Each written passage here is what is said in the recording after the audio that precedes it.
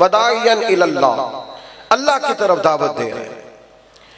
اور اس رستے میں اگر دشمن کفر شرک یہ رکاوٹ پیدا کرتے ہیں تو پھر حضور تلوار اٹھاتے ہیں، پھر نبی پاک علیہ السلام جہاد کا لباس پہنتے ہیں، پھر حضور صحابہ کو تیاری کراتے ہیں، پھر محبوب پاک علیہ السلام نے اس طرح کام فرمایا، اس طرح عملاً جد و جہد کی کہ اگر صحابہ خندق کھود رہے ہیں تو حضور بھی چٹانیں توڑ رہے ہیں۔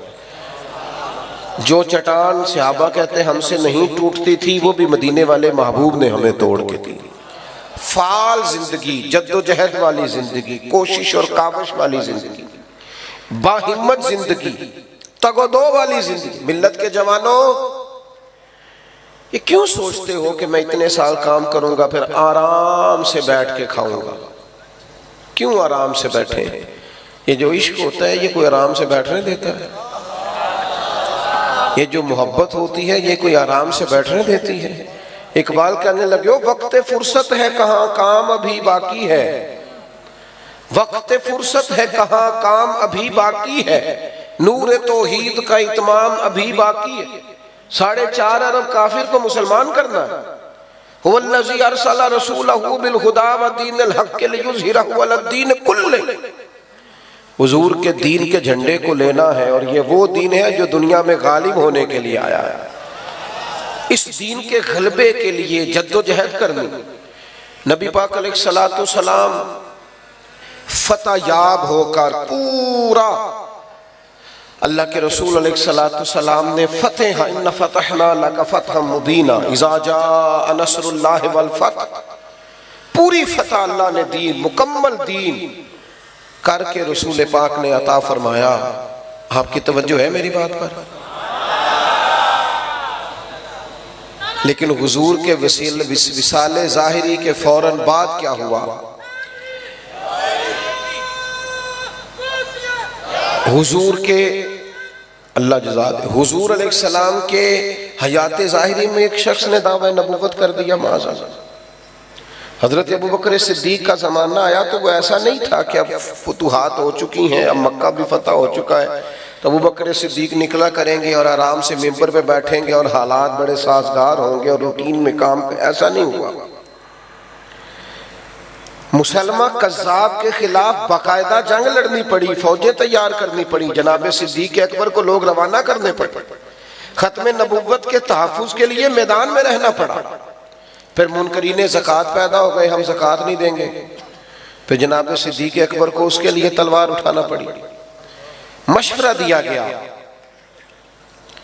حضرت ابوبکر صدیق کو لوگوں نے مشورہ دیا، کہا جناب ابھی حالات ٹھیک نہیں ہیں تو آپ نہ منکرین زکوٰۃ کے خلاف جہاد نہ کریں، مسلمہ کذاب کے خلاف ابھی آپ فوج کشی نہ کریں، تھوڑا سا موقع دیں، ابھی حالات ٹھیک ہو جائیں، صحیح معنوں میں حکومت قائم ہو جائے، اس کے بعد پھر دیکھی جائے گی۔ تو حضرت صدیق اکبر نے کیا فرمایا؟ آپ فرمانے لگے اگر میں رہ گیا نا مدینے میں اکیلا اور جنگل کے درندے آ کے، آپ تشریف رکھ لیں جی، اللہ آپ کو جزائے خیر دے، اب نہ اٹھیے گا سٹیج سے، اللہ آپ کو برکت عطا فرمائے۔ کچھ بندے ٹھنڈی ٹھنڈی تقریر کرنا لے ہوندے نا، آپ نہیں شور کر دے تو پھر لاگے ہو گئے تو پریشان بھی ہوندے، شور نہیں کرنا تو پھر ہونے بھی نہیں دینا۔ تو آپ مہربانی کریں، ایڈا لمبا مسئلہ نہیں جی جڑا پانی والا کام خراب ہونے لگا ہے، تو تقریر ہی چھوٹی ہے، انشاءاللہ اتنی دیر تو نیڑے لگ جائیں گے پانی دے۔ آپ توجہ رکھیں میری بات پر۔ تو جو عرض کر رہا ہوں اس پر غور کریں کہ آپ حضرت ابوبکر صدیق رضی اللہ تعالیٰ عنہ نے کوئی بالکل آرام سے حکومت نہیں چلائی، بلکہ آپ فرمانے لگے اگر میں مدینے میں اکیلا رہ گیا اور جنگل کے درندے آ کے میری بوٹیاں بھی نوش کے لے گئے تو پھر بھی میں دین کو انہی بنیادوں پہ قائم رکھوں گا جو اصول مدینے والے رسول نے عطا فرمایا ہے۔ ہم کسی کو رکھنا سازی نہیں کرنے دیں گے، عملاً جد و جہد۔ اور جناب عمر کا جو دور تھا، اوئے ہوئے ہوئے، کم ملیں گے آپ کو ایسے لوگ جو دن بھر مزدوریاں کرتے، مزدوروں کی طرح جناب عمر کام کرتے۔ ان کی دوپہر کس طرح کی تھی؟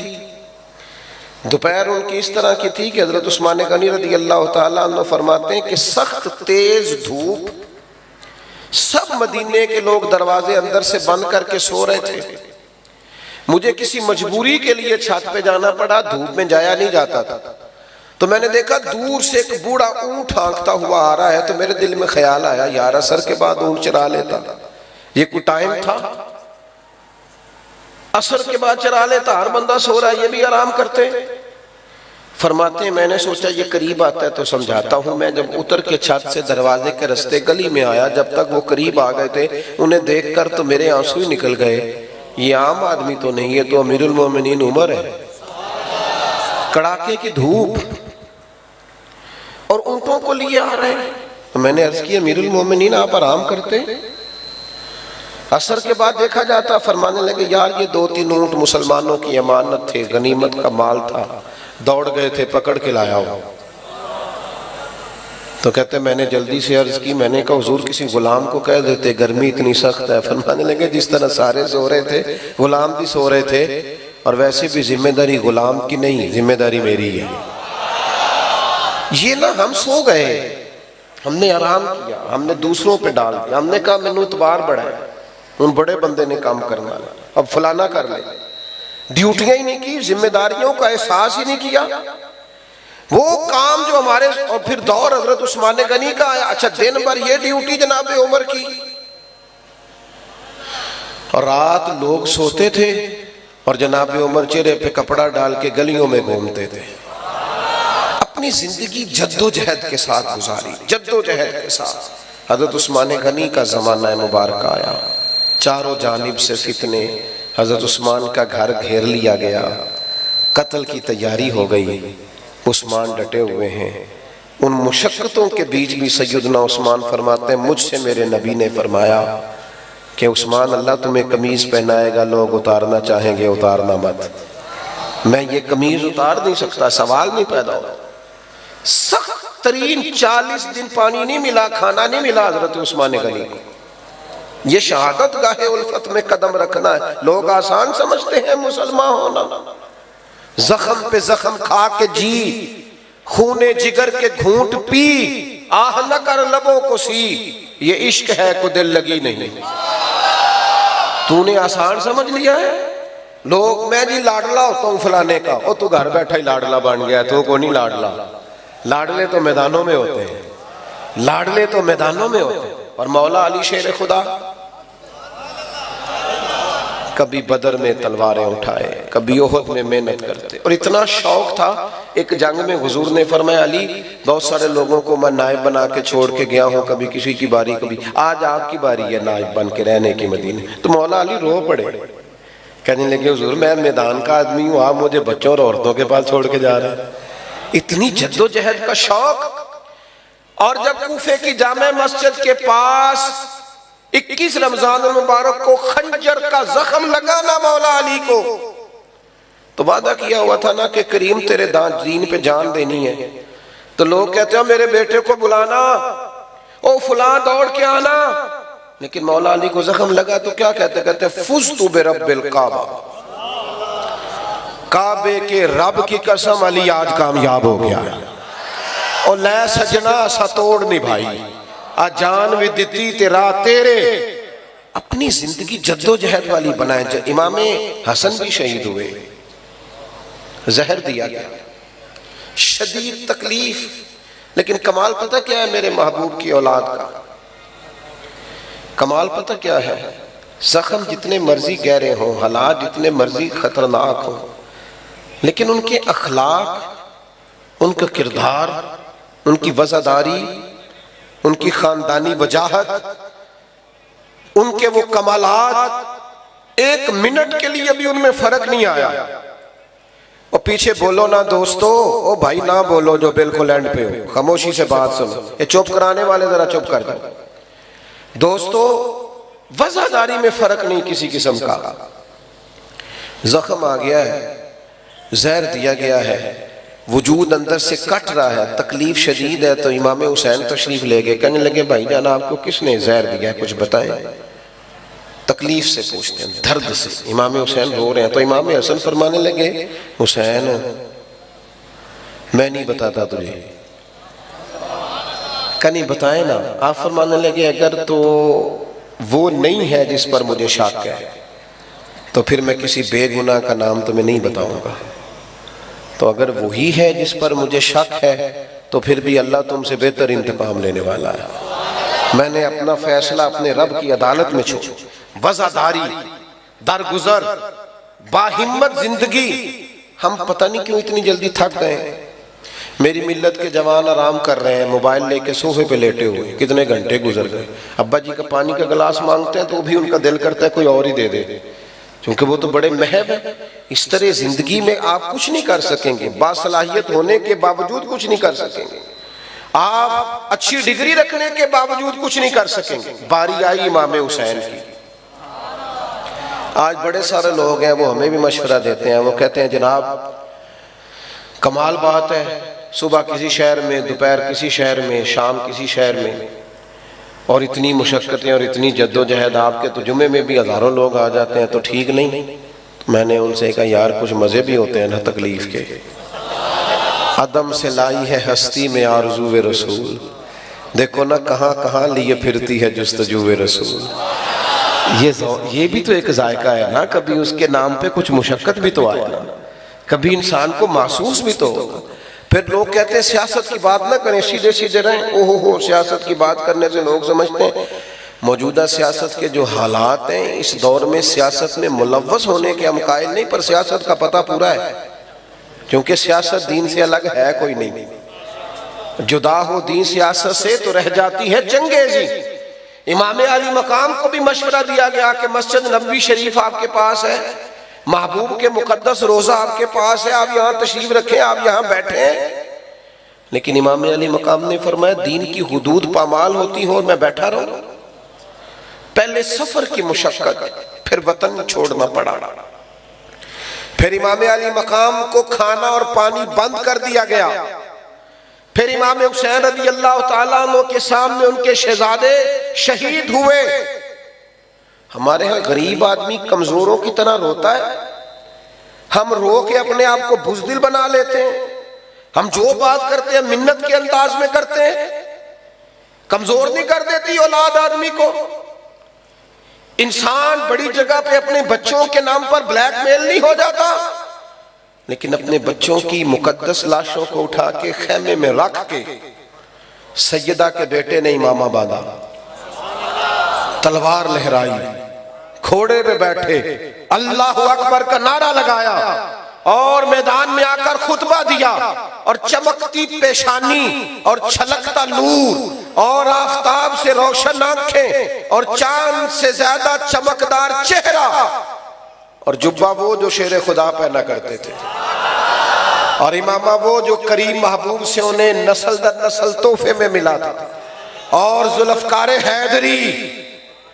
اور حسین ابن علی جب میدان میں آئے ہیں تو اللہ اکبر، زخم اس سے پہلے بڑے تھے، میدان میں تو بعد میں لگے، اس سے پہلے جو زخم تھے وہ روح پہ تھے، وہ دل پہ تھے.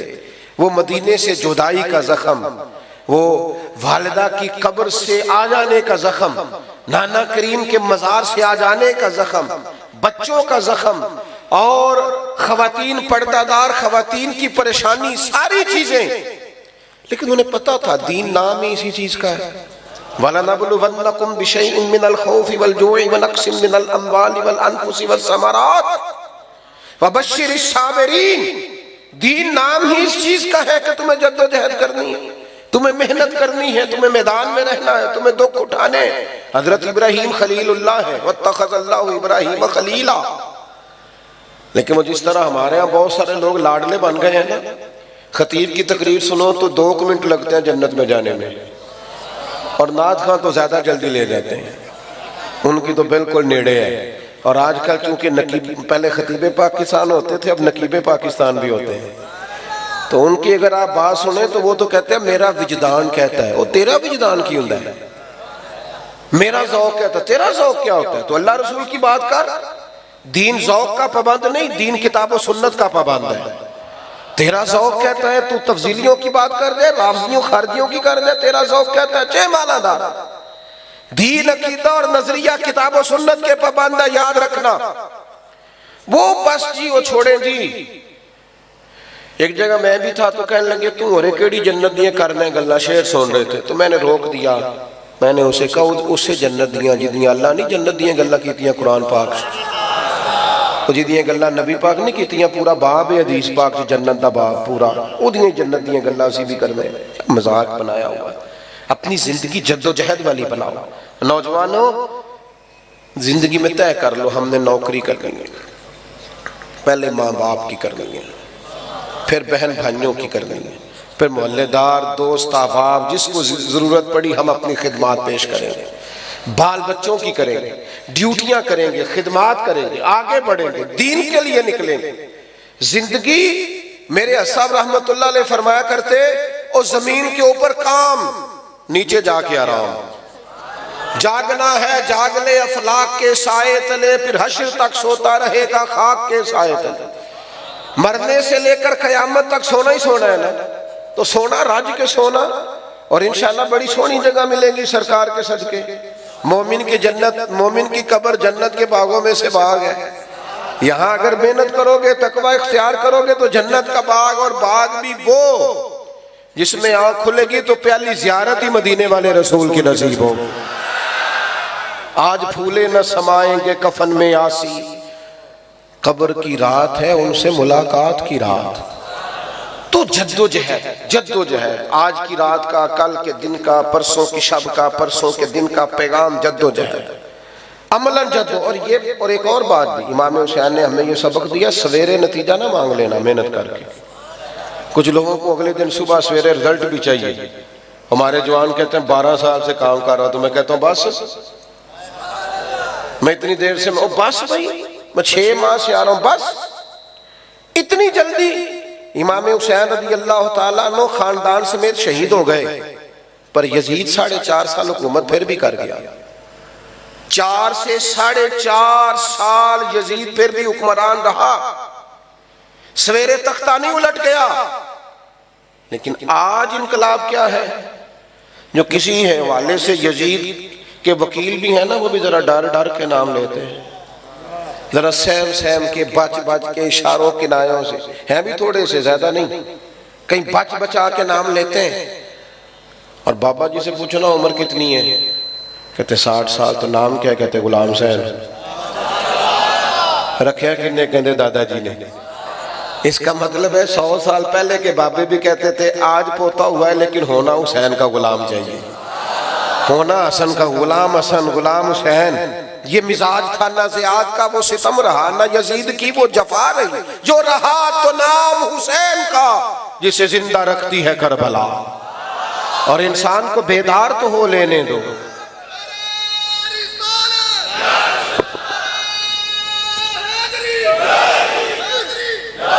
اس محفل کا پیغام جوانوں یہ پسینے سے گھبرانا چھوڑ دو. یہ اچھا میں پریشان ہو جاتا ہوں. پہلے ڈاکٹر لوگوں سے کہتے تھے آرام کرو، اب جو بھی جاتا ہے کہتے ہیں کوئی کام کرو. ہاں کہتے ہیں کوئی کام کرو، سویرے سیر کیا کرو، کوئی سیڑھیاں چڑھا کرو، کوئی تمہارا وجود ہلکا ہو. سب سے میرا ایک دوست ہے لاہور میں، بڑا پیار ہے، تو صحت بہت زیادہ ہے، وجود بہت زیادہ پھول گیا ہے. تو کہتے ہیں میں ڈاکٹر کے پاس گیا، بڑی زیادہ فیس تھی اس کی. تو میں نے اس سے جاتے ہی کہا کہ یہ میرا مسئلہ ہے، سانس پھولتا ہے، طبیعت خراب رہتی ہے. تو کہتے ڈاکٹر مجھے کہنے لگا وزن کم کرو. کہتے میں نے آخیا تو مینوں گھر بھی پتا سی آپ کو پیسے کس چیز کے دیے ہیں، یہ تو مجھے پتا تھا گھر میں. مسئلہ کیا ہے؟ تو کہتے ڈاکٹر صاحب پھر مجھے کہنے لگے جی گھر پتا سی تو پھر عمل کرو. عمل کرنا دنیا میں سب سے مشکل. جد و جہد کریں، عمل کریں، اپنی زندگی عمل والی بنائیں، محنت، کوشش، ہمت، طاقت. میری والدہ صاحبہ کو گھر میں 7 بہنیں اور 3 ان کی بہویں. وہ جی آپ چھوڑ دیں کام اب ہم کرتے ہیں. تو میری اماں جی کہتی نہ بھائی دیو ہے میں اپنا کام ہے والا میں آپ کرنا ہے. تو ایک دن گھر والوں نے ان سے کہا کہ کیا آپ کو کام پسند نہیں آتا؟ کہنے لگی نہیں، میرا فلسفہ یہ ہے کہ جو بیٹھ گیا پھر وہ بیٹھ ہی گیا. جب تک زندگی ہے بندے کو بیٹھنا، ہمت کرے. آج کی اس بزم کا پیغام یہ ہے کہ اپنے اندر طاقت. اقبال کے بیٹے نے خط لکھا تھا اقبال کو، کہا تھا میں کسی سے تھوڑے پیسے ادھار لے لوں. تو اقبال نے جواب لکھا، کہنے لگے دیار عشق میں اپنا مقام پیدا کر، تو نیا زمانہ نئے صبح و شام پیدا کر، اور تو کہتا ہے میں کسی کا سہارا لے کے آگے جاؤں؟ دیار عشق میں اپنا مقام پیدا کر، ملت کے جوان باہمت بن، چھوڑ دے امیروں کی طرف دیکھنا، امیر رشتہ داروں کی طرف دیکھنا، تو نکل میدان میں۔ جو میدان میں نکلتا میرا رب اس کی مدد فرماتا ہے، اللہ اسے عطا کرتا ہے۔ تو رب کریم سے مانگ، وہ اتنا دے گا کہ غریبی کا دکھ نکل جائے۔ اقبال کہنے لگے دیار عشق میں اپنا مقام پیدا کر، تو نیا زمانہ اور نئے صبح و شام پیدا کر۔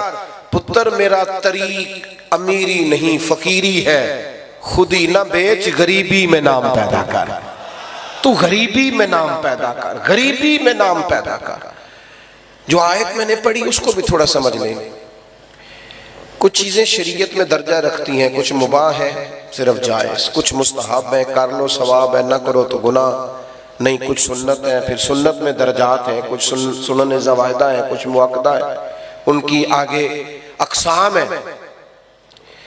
کچھ چیزیں واجب ہیں، اور سب سے بڑا درجہ ہے فرض کا۔ آپ کی توجہ ہے میری بات پر؟ سب سے بڑا فرض، فرائض، فرض عین۔ اللہ تعالیٰ نے قرآن مجید میں فرمایا قُلْ لَا أَسْأَلُكُمْ عَلَيْهِ أَجْرًا، محبوب غلاموں سے فرما دے میں تبلیغ دین پر تم سے کوئی اجر نہیں مانگتا، إِلَّا الْمَوَدَّةَ فِي الْقُرْبَى، بس میرے اذان سنیں۔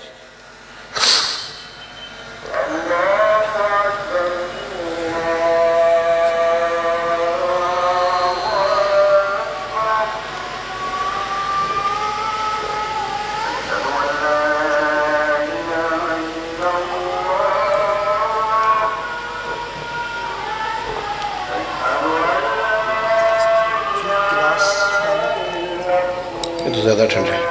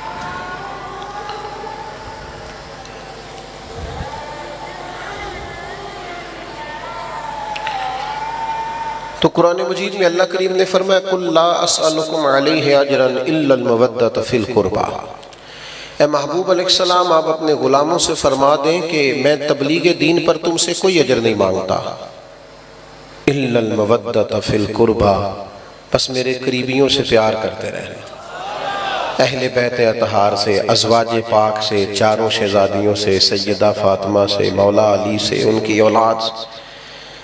میں آپ کو عرض کر رہا تھا کہ دین میں درجات ہیں۔ صدر اللہ فاضل سید نعیم الدین صاحب مراد آبادی فرماتے ہیں کہ یہ جو حضور کی اولاد کی محبت ہے نا، ادھر دیکھنا میری طرف، فرماتے ہیں یہ جو حضور کی اولاد پاک کی محبت ہے یہ فرائض دین میں سے ہے، یہ فرض عین ہے، فرض عین۔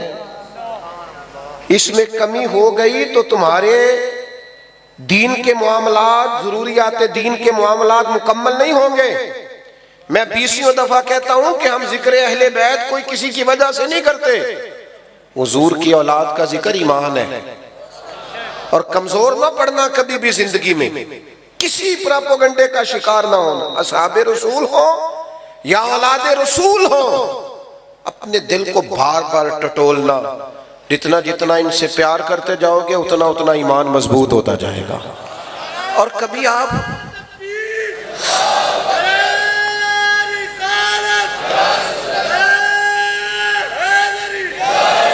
کبھی حضور کا وہ سمجھانا دیکھیں نا، سرکار کا وہ سمجھانا دیکھیں نا، حضور نے کس طرح، جو بہت باشعور آدمی ہے نا، جو چاہتا ہے نا میں بڑے عقلِ دلائل سے سمجھنا چاہتا ہوں، میں شعوری بات سمجھنا چاہتا ہوں، وہ بھی حضور کے اس فرمان پر کبھی غور کرے نا، تو وہ ساری باتیں جن کے پیچھے فلسفہ، حکمت، دانائی سمجھائی جا سکتی ہیں، وہ 2 جملوں میں حضور نے ساری باتیں سمیٹ دی.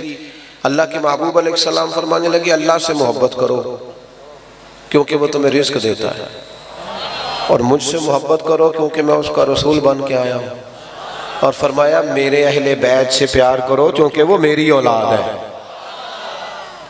ہمارے جو اساتذہ کی اولادیں ہوتی ہیں نا، ہم ان کا بھی احترام کرتے ہیں، مشائخ کے بچوں کا بھی احترام کرتے ہیں. امام اعظم ابو حنیفہ شاگردوں کے ساتھ ایک جگہ باغ میں بیٹھے تھے، کچھ درسی کام ہو رہا تھا تو بچہ کو کھیل رہا تھا، وہ بار بار باغ میں آتا، امام صاحب بار بار کھڑے ہو جاتے تھے، بار بار. کئی بار ایسا ہوا، بوڑھے آدمی تھے، اٹھنا بیٹھنا. تو ایک شخص نے کہا حضور بس بھی کریں، یہ بچہ ہے پتہ نہیں کتنی دفعہ آئے گا. تو امام صاحب بڑی سنجیدگی سے، چہرے پر کیفیت بن گئی، فرمانے لگے 100 دفعہ بھی آیا تو میں کھڑا ہوں گا. حضور کیوں؟ فرمانے لگے میرے استاد جی کا پوتا ہے تے اصلا نال جے نیکی کریے تے او نسلہ تاک نہیں بھول دے. ہاں اصلا نال جے نیکی کریے تے او ہم تو اساتذہ اور مشائخ کے بچوں کے ناموں پر نظریں جھکانے والے ہیں، یہ تو رسول پاک کی اولاد ہے، یہ تو نبی پاک کا خاندان ہے. کبھی بھی کمزور نہ پڑنا، یہ محبت فرائض دین میں سے. آج کل چونکہ ہر چیز بحث کے نام ہو گئی ہے اور ہر چیز پر اب بحث ہوتی ہے، چلو علماء کبھی احقاق حق کے لیے کر بھی لیں، لیکن عوام ہر وقت ہی بحث کرتی ہے. خدا را پیار کرنا، محبت کرنا درد سے. 9-10 محرم کو نا روزہ رکھیں اور قرآن مجید کی خود تلاوت کریں، جتنا خود پڑھ سکتے ہیں نا. یہ آج کل یہ بھی بڑا مسئلہ ہے، اصالہ ثواب کے لیے کسی سے لینا منع نہیں، لیکن یار تو خود بھی تو کچھ پارا پڑھنا، کہ سارا دوسروں سے ہی تو نے مطالبہ کرنا. جتنا پڑھ سکتے ہیں خود پڑھیں. حلال طیب پاکیزہ پیسوں میں سے لنگر شریف بنائیں، تھوڑا بنا لیں، سادہ بنا لیں، لیکن طیب طاہر نظر پیش کریں. اور اپنے گھر میں امام حسین کے نام کا ذکر کریں. اپنے بچوں کو بٹھا کے، حضور نے ہمارے ذمہ لگایا ہے کہ اپنی اولاد کو میری اولاد کی محبت سکھاؤ. اپنے گھر والوں میں بیٹھ کر بزم سجائیں. جو عنوان تھا اس پر بھی 1-2 بات کر دوں، اگرچہ مضمون مکمل ہو گیا. ہمارے دوستوں نے عظمت والدین کانفرنس رکھی ہے.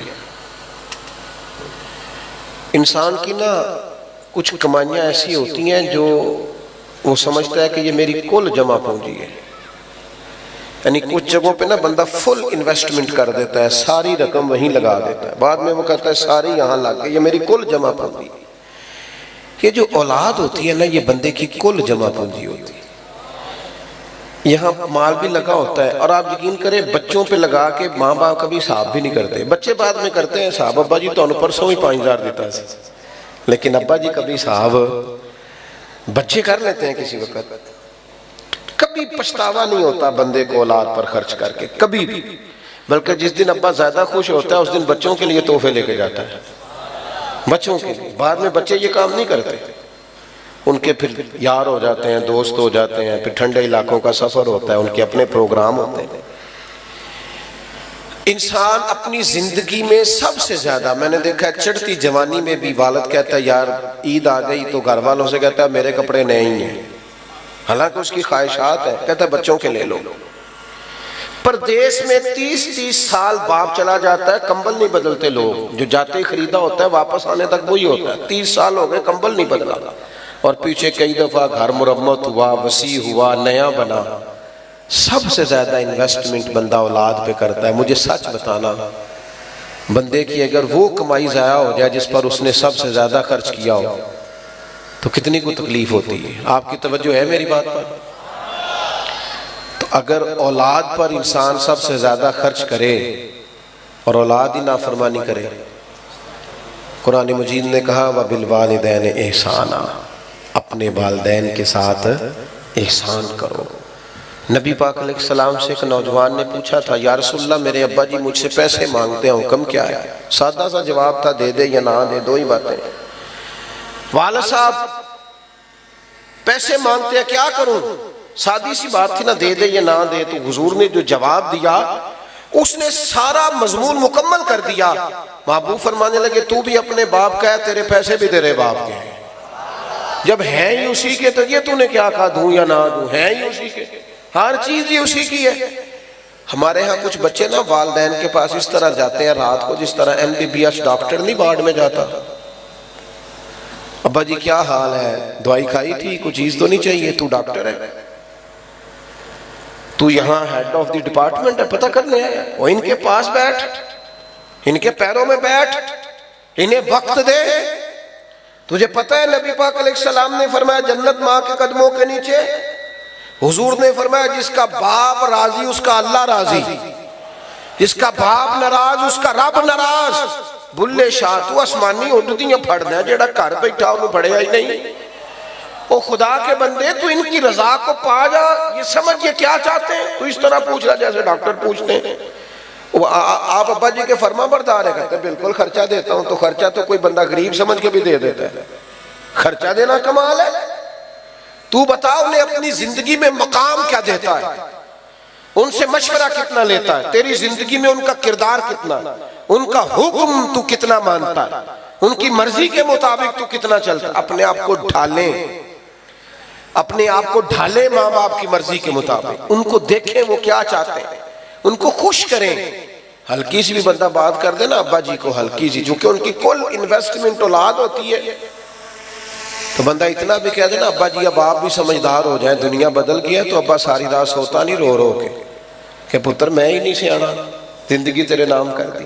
ہلکی سی بھی کبھی ماں باپ کے معاملے میں کسی قسم کی کمزوری نہ دکھاؤ۔ اور نوجوانوں آپ جوان ہیں تو آپ کا حوصلہ بھی جوان ہونا چاہیے، اور جو ماں باپ کی جھڑکی نہیں سہ سکا پھر اس نے سہنی کس کی ہے، ان کی سہو، یہ ڈانٹ دے تو برداشت کرو، ان کے بارے میں اپنی طبیعتوں کو نرم کرو۔ اور 12 حقوق اعلیٰ حضرت بریلوی رحمت اللہ تعالیٰ علیہ نے لکھے ہیں جو ماں باپ کے وصال کے بعد بندے کی ذمہ داری ہیں: کفن دفن کا بندوبست، ایصال ثواب، دعائے مغفرت، اور ان کے رشتہ داروں سے اچھا سلوک، اور ان کے دوستوں سے اچھا سلوک۔ نبی پاک علیہ السلام نے فرمایا جو چاہتا ہے نا کہ وہ ماں باپ سے ان کی قبر میں بھی اچھا سلوک کرے، وہ ماں باپ کے دوستوں سے اچھا سلوک کرے۔ ایک نوجوان نے عرض کیا تھا یا رسول اللہ اگر ماں باپ چلے جائیں اور کچھ پچھتاوا رہ جائے، بہت سارے لوگوں کو رہ جاتا ہے یار پتہ ہوتا اتنی جلدی چلے جانا ہے تو میں یہ کرتا، ماں باپ چلے جائیں پچھتاوا رہ جائے تو کیا حال ہے؟ تو حضور فرمانے لگے ان کے لیے دعائے مغفرت کار، اور اتنی کار امید ہے اللہ تجھے فرما برداروں میں درج فرما دے گا۔ الترغیب و ترہیب میں یہ حدیث موجود ہے۔ میرے بھائی ماں باپ کے لیے اپنے دلوں کو نرم کر لیں، طے کر لیں کہ کبھی بھی ان کے سامنے آنکھیں اٹھا کے بات۔ اور آپ کو یقین سے کہوں جن لوگوں کو بندہ سب سے جلدی راضی کر لیتا ہے وہ ماں باپ ہے۔ اماں کو راضی کرنے میں 1.5 منٹ لگتا ہے، ابا جی چلو زیادہ ڈاڈے بھی ہوں تو 5-6 منٹ لے لیتے ہیں، زیادہ بھی ڈاڈے ہوں تو اس سے زیادہ۔ ایک ہمارے دوست ہیں پروفیسر صاحب ہیں، باتیں یاد آ رہی ہیں ورنہ ختم کرنے لگا تھا۔ وہ کہتے ہیں وہ پروفیسر ہے، کہتے ہیں میرے کافی سارے شاگرد گھر میں بھی نیچے ٹیوشن سینٹر بنایا، کافی سارے لوگ جانتے ہیں اور جمعہ بھی وہ پڑھاتے ہیں۔ کہتے ہیں ہر جگہ عزت ہی تو ابا جی نا، جب بھی آواز بہت دیتے کہ او کاکا ادھر آئے نا، کہتے ہیں میرے شاگرد کھڑے ہوتے ہیں تو بندہ مطلب تھوڑا سا حضرت صاحب ہو تو وہ پھر حضرت صاحب بن جاتا ہے۔ وہ کہتے ہیں مجھے تھوڑا سا نا، ایک دن میں نے بڑے چپکے سے اماں جی سے کہا کہ ابا جی سے کہیں گھر میں اکیلے ہوں تو جوتے بھی مار لیا کریں، پر یہ کیا سب کے بیچ وہ بڑا ڈانٹ کے بلاتے ہیں۔ تو ابا جو ہوتا ہے نا اس کے لیے ذرا اظہار محبت مشکل ہوتا ہے، باپ ہوتا ہے نا، اماں تو کہہ لیتی ہے میں صدقے جاواں، تو والد ذرا اس کا یہ جملہ ہی نہیں، وہ کیسے کہے، حالانکہ پیار والد بھی بڑا ہی کرتا ہے، کوئی اس کا اندازہ کر سکتا، یعنی کوئی بندہ آپ کی سیٹ پہ بیٹھ جائے آپ کو اچھا نہیں لگتا، اور اگر پتر بیٹھ جائے بندہ کہتا ہے لو میں تے بچ گیا جو میرا منڈا سیٹ تے آ گیا، سام گیا سارا کچھ۔ بندہ عزت محسوس کرتا. وہ کہتے ہیں میرے نام، میں نے اماں جی سے کہا کہ اماں جی آپ ابا جی سے کہے. والد صاحب ذرا ڈاڈی طبیعت کے تھے، سخت مزاج تھے، تو اماں بھی ذرا سہم کی بات کرتی تھی، کہنے لگی آج ضرور کروں گی. تو میں کمرے میں پیچھے چھپ گیا، اماں ضرور بات کرنا. ابا جی آئے تو والدہ کہنے لگیں ساڈا منڈا جے تے نافرمان ہے تے تاں دسو، جے کوئی گل نہیں مندا تے تاں دسو. تسی انہیں جی کھلوتے ہوندے نے تے تران لگ پے، ادھر آئے نہ ہے. تو کہتے ہیں میں نے اس دن دیکھا کہ میرے ابا کو مجھ سے ساری زندگی انہوں نے ڈانٹا ہے، آج پتہ چلا کتنا پیار ہے. ابا جی رو پڑے، کہنے لگے کرما لیے تے مسیتے جانا تاؤں دے دوالے راش ہوندہ ہے، جمعہ پڑھانا ہے، کار ہونا تے شگیردوں دے دوالے. میں تھوڑا جا تاں ترانا میرے پتر نو کلے نظر ہی نہ لگ جائے، کدھرے نو نظر نہ لگ جائے. تو میں کہنا انہوں کوئی ہوئے آکھن والا بھی تے وچ ہونا چاہیے نا، کدھرے میرا بچہ تینوں پتہ نہیں چمک. کہتے ہیں میں اتنا تڑپا کہ میں آ کے ابا کے پیروں سے لپٹ گیا. میں نے کہا ابا جی کمال ہو گئی، اتنا پیار. فرمان لگے تینوں پتہ نہیں ہو جدو جمعہ پڑھا رہا ہوں تو میں پڑھ پڑھ کے انہوں پھوک رہا ہوں میرے بیٹے نو کدھر نظر نہ لگا. تو میرے بھائی آپ اندازہ نہیں کر سکتے یہ لوگ کتنا چاہتے ہیں. اس لیے میں بڑی دنیا گھومتا ہوں، لیکن جب تک اماں جی تھی نا تب تک ماحول اور تھا. اور اگر رشتوں کے اندر احساس ختم کر دیا جائے اور لاپرواہی اختیار کر لی جائے تو پھر زندگی میں ساری نعمتوں کے باوجود ذائقے ختم ہونے شروع ہو جاتے ہیں، لطف اٹھتا چلا جاتا ہے. ساری آسانیاں، ساری نعمتیں جو اللہ تعالیٰ نے عطا کی ہیں ان سے بھی لوگ بھرپور فائدہ نہیں اٹھا پاتے. احساس کی دولت رشتوں کو مضبوط کرتی ہے. احساس کی نعمت رشتوں کے قرب میں اضافہ کرتی ہے. انسان اپنے رشتوں کے لحاظ سے طاقتور ہو جاتا ہے. اور اللہ تبارک و تعالیٰ نے جو دین ہمیں عطا فرمایا ہے وہ رشتوں کی مضبوطی کی بات کرتا ہے. نبی پاک علیہ الصلوۃ والسلام نے فرمایا میں دنیا میں رشتے جوڑنے کے لیے آیا ہوں. اور حضور علیہ الصلوۃ والسلام نے ہر رشتے کی افادیت کا بھی اظہار کیا، حقوق بھی متعین فرمائے، اور جو لوگ ان حقوق کو ادا کریں گے ان کے لیے انعام کا اعلان بھی فرمایا، اور جو کمزوری دکھائیں گے ان کی تعدیب بھی فرمائی، تنبیہ بھی فرمائی. لیکن سمجھنے اور غور کرنے کا مقام یہ ہے کہ ہمارا سب سے مضبوط رشتہ کس کے ساتھ؟ تو یاد رکھیے گا ہمارا سب سے مضبوط رشتہ اللہ رسول کے ساتھ ہے صلی اللہ تعالی علیہ وسلم، سب سے مضبوط رشتہ. اور اس رشتے کی گہرائی اور گہرائی جو قرآن مجید نے بیان فرمائی ہے، کبھی اس پر غور کیا جائے اور اس پر توجہ دی جائے اور اس کا احساس پیدا کیا جائے. ارشاد فرمایا کہ النبی اولیٰ بالمؤمنین من انفسہم، فرمایا یہ نبی کریم علیہ السلام مومنوں کی جانوں سے بھی ان کے زیادہ قریب ہیں. اس رشتے کی قربت کو آپ ملاحظہ فرمائیں کہ اللہ تعالیٰ نے فرمایا کہ میرے نبی پاک علیہ السلام تمہاری جانوں سے بھی تمہارے زیادہ قریب ہیں. نبی پاک صلی اللہ تعالیٰ علیہ وآلہ وسلم کا امت کے ساتھ کس طرح کا رشتہ ہے؟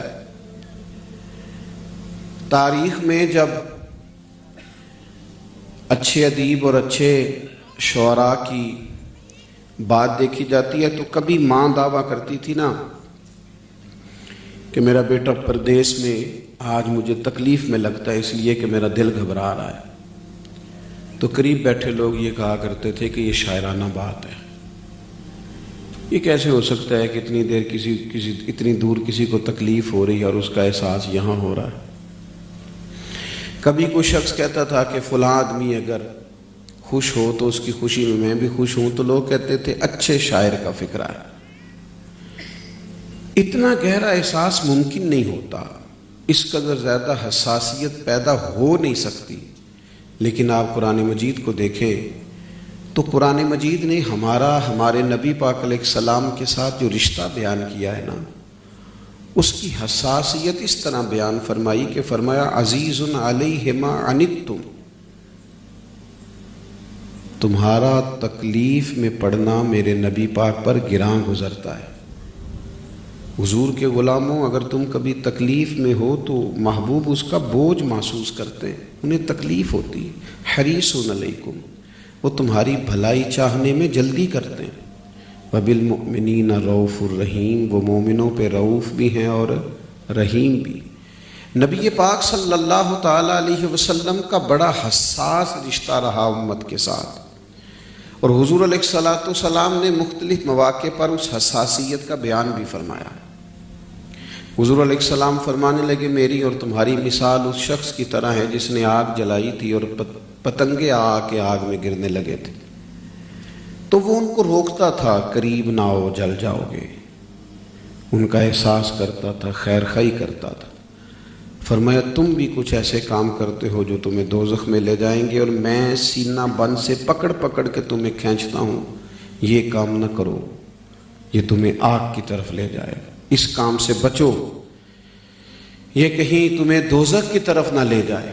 نبی پاک علیہ الصلوۃ والسلام نے بڑی جد و جہد فرمائی امت کی تعلیم و تربیت کے لیے، اور اس کا انداز رسول پاک علیہ السلام نے اس طرح کا اختیار فرمایا کہ اگر ہم کبھی اس پر غور کریں نا کہ حضور کس طرز کے ساتھ امت کی تربیت چاہتے، کیونکہ میں اور آپ جس زمانے میں رہتے ہیں نا، اور اللہ تعالیٰ کے فضل اور توفیق سے ہم نے مسلمانوں کے گھروں میں آنکھ کھولی ہے، اور اللہ نے احسان کیا ہے شروع سے ہی اذانوں کی گونج اور درود و سلام کی آوازوں سے ہمارے کان آشنا رہے، تو بعض چیزیں ایسی ہیں جنہیں بعض اوقات یوں سمجھ لیا جاتا ہے معاذ اللہ کہ شاید یہ کوئی کلچر کا حصہ ہے، ہم نے یہ کام کرنا ہی ہے۔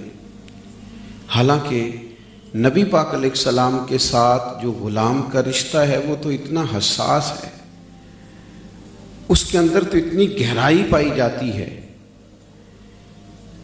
کہ اگر اس کو محسوس کیا جائے تو زندگی کی ساری تلخیاں اور لہجوں کے سارے ترش پن ویسے ہی دور ہو جاتے ہیں۔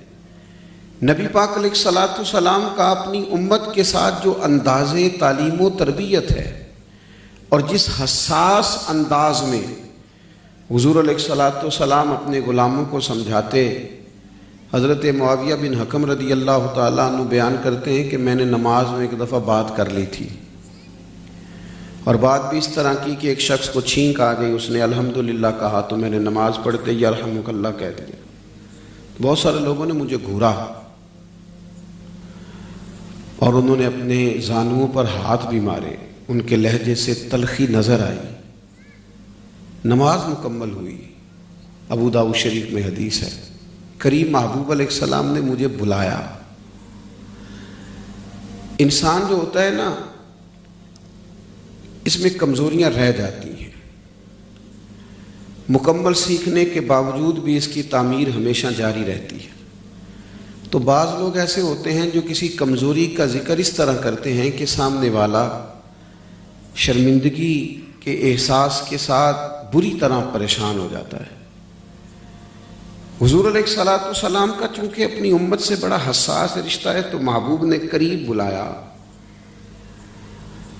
فرماتے ہیں حضرت معاویہ بن حکم رضی اللہ تعالیٰ عنہ کہ مجھے اللہ کی قسم میں نے محبوب سے بہتر سمجھانے والا نہ پہلے کبھی دیکھا ہے نہ بعد میں کبھی دیکھا ہے۔ کہتے نہ حضور نے ڈانٹا، حالانکہ ایک بڑی انوکھی بات ہو گئی تھی کہ نماز میں ایک شخص بول پڑا ہے، نہ حضور نے ڈانٹا نہ کوئی تلخ بات کی۔ جس طرح ایک چھوٹے بچے کے ساتھ آدمی کبھی کلام کرتا ہے نا، اس کو سمجھاتا ہے، کہتے ہیں بالکل اس طرح کی چند باتیں محبوب فرمانے لگے۔ نماز میں تو تسبیحات پڑھی جاتی ہیں، تلاوت کی جاتی ہے، اس کے علاوہ کوئی بات نہیں کی جاتی۔ فرماتے ہیں وہ کیا انداز تھا، وہ کیا لہجہ تھا، میں سمجھ بھی گیا جو حضور نے سمجھایا، لیکن وہ جو ادائیں تھیں وہ میرے دل میں ہمیشہ کے لیے محفوظ رہ گئی۔ نبی پاک علیہ الصلوۃ والسلام نے نا بڑی حساسیت کے ساتھ امت سے پیار فرمایا ہے۔ آپ کبھی احادیث مبارکہ کا اور سیرت مقدسہ کا مطالعہ کریں تو ایک ایک چیز کھول کے اور جہاں جہاں ضرورت پڑی وہاں نشاندہی کر کے، اور جس جس مقام پر ضرورت پڑی پوری وضاحت کے ساتھ محبوب پاک علیہ السلام نے امت کو سمجھایا۔ اچھا، پھر دو قسم کے لوگ ہوتے ہیں تقریر کرنے والے، واز کہنے والے۔ ایک میری طرح جو لوگ تقریر کرتے ہیں اور گفتگو کا کوئی سلیقہ رکھتے ہیں تو وہ بہت ساری داد جمع کرتے ہیں زمانے میں۔ یہ تقریر ہوتی ہے مجموع کی، جمعوں کی، محافل کی، اور خدا نہ خواستہ اللہ تعالیٰ معاف فرمائے اگر کسی کو یہ پتہ چل جائے کہ اس کا اپنا بیٹا بری صحبت میں بیٹھنے لگا ہے،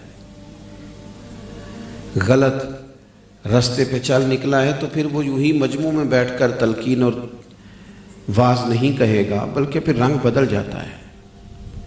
پھر تو والد جب اپنے بیٹے سے گفتگو کرتا ہے اور ماں جب گفتگو کرتی ہے تو وہ تو پگڑی اتار کے پیروں میں رکھ دیتا ہے اور تڑپتا ہے اور روتا ہے اور کہتا ہے بیٹا میری تو ساری زندگی کی کمائی لے جائے گا تو اگر تو بگڑ گیا۔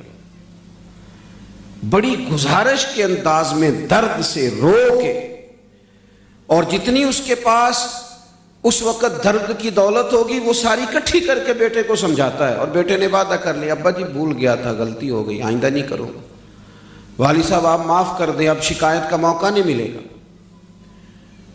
پوری تسلی دی ہے بیٹے نے اور پوری امید دلائی ہے اور بڑا پکا وعدہ کیا ہے، لیکن ابا اور اماں ابھی بھی تسلی میں نہیں۔ بیٹا اپنے کمرے میں چلا گیا اور ان دونوں نے مصلی بچھا لیا اور رو رو کے رب کی بارگاہ میں عرض کیا مالک اسے ہدایت کی روشنی عطا فرما، اے اللہ کرم فرما، رحمت فرما۔ آپ بات کو سمجھیے گا، بلا مثال و بلا تشبیہ سمجھانے کے لیے عرض کر رہا ہوں۔ 10 دن حضور نے قیام فرمایا ہے طائف کے اندر، اور یہ والی تبلیغ نہیں ہے کہ میں آیا ہوں تو آپ نے مجھے بڑی نشست بھی دی ہے، اعزاز بھی دیا ہے اور تعریفی کلمات بھی کہے گئے ہیں۔ محبوب نے خود جا کے ایک ایک دروازے پہ دستک دی، اور وہ جو عرب کا رواج تھا، مزاج تھا مہمان نوازی کرنے کا، وہ اس پر بھی پورے نہ اترے۔ انہوں نے جواب میں پتھر مارے۔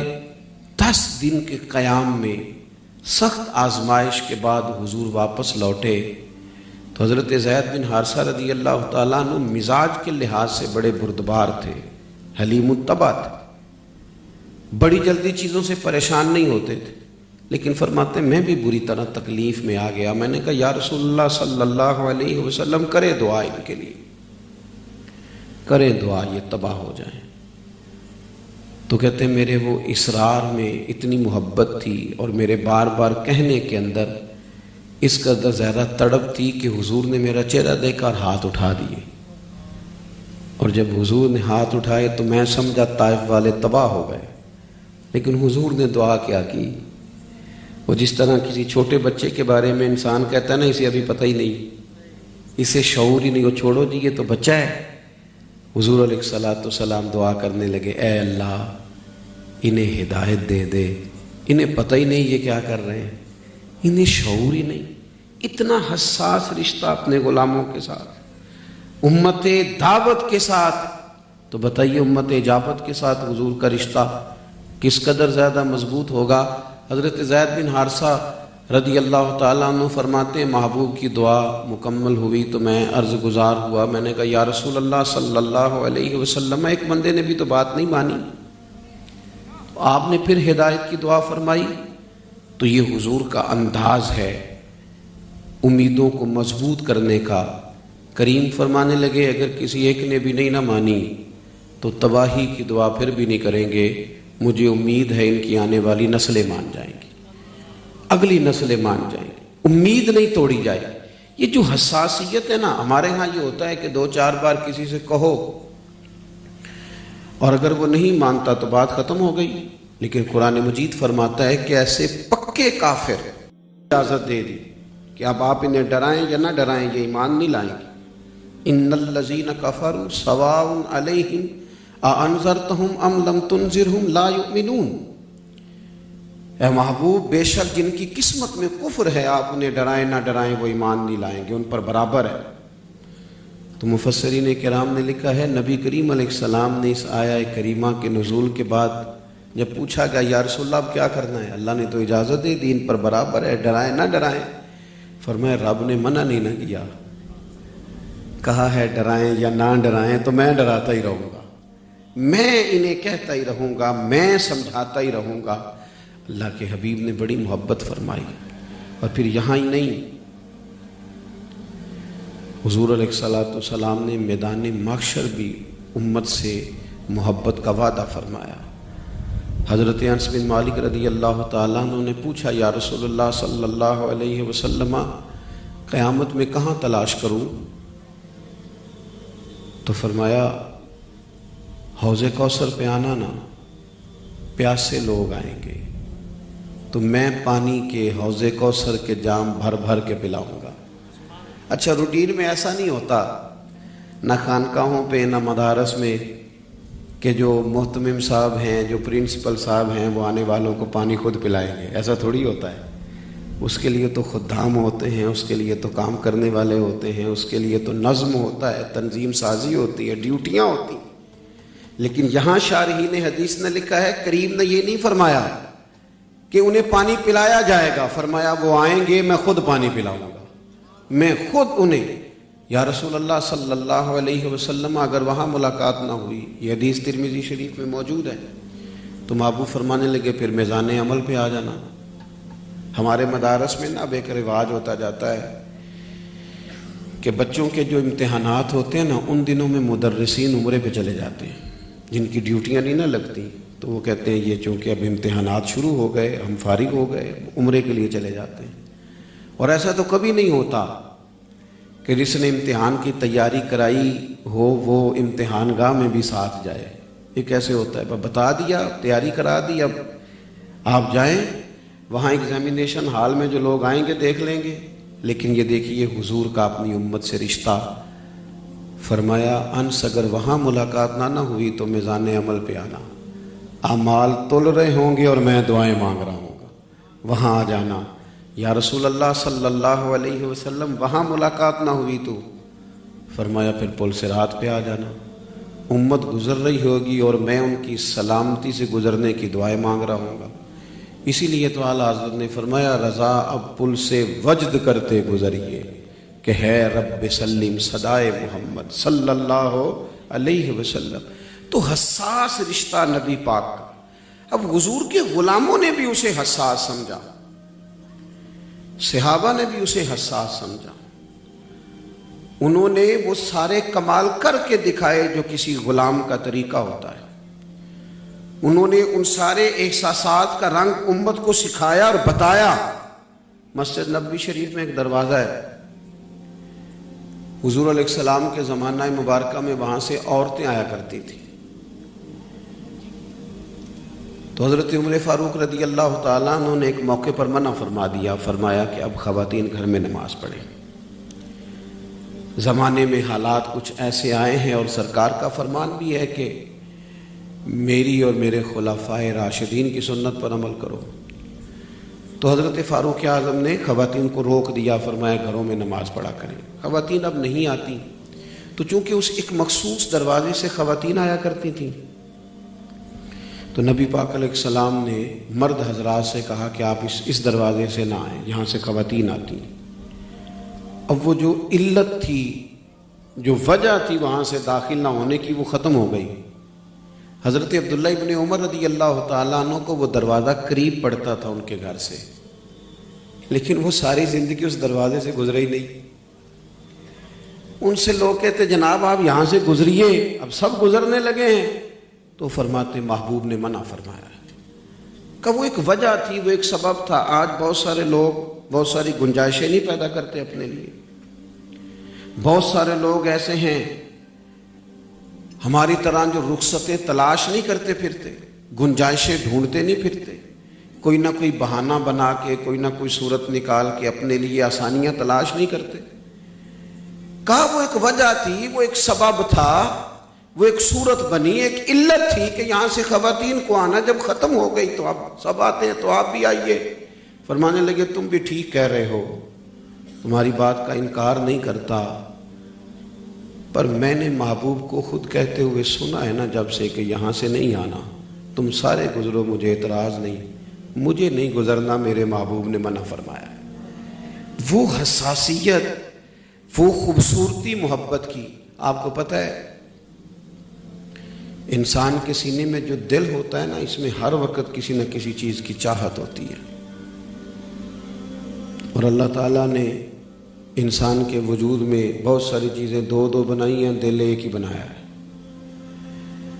ہر وقت دل میں کسی نہ کسی چیز کی چاہت رہتی ہے، کچھ نہ کچھ دھڑکنوں میں موجود رہتا ہے۔ جو لوگ مال کے حریص نہیں ہوتے الا ماشاءاللہ، ان کو کبھی کبھی شہرت کا شوق ہو جاتا ہے، اور اللہ تعالیٰ اگر یہاں سے بچا لے تو بعض لوگوں کو خوشامد کا شوق ہو جاتا ہے، تعریفیں سننا بڑا اچھا لگتا ہے، کچھ نہ کچھ دل میں رہتا ہی ہے۔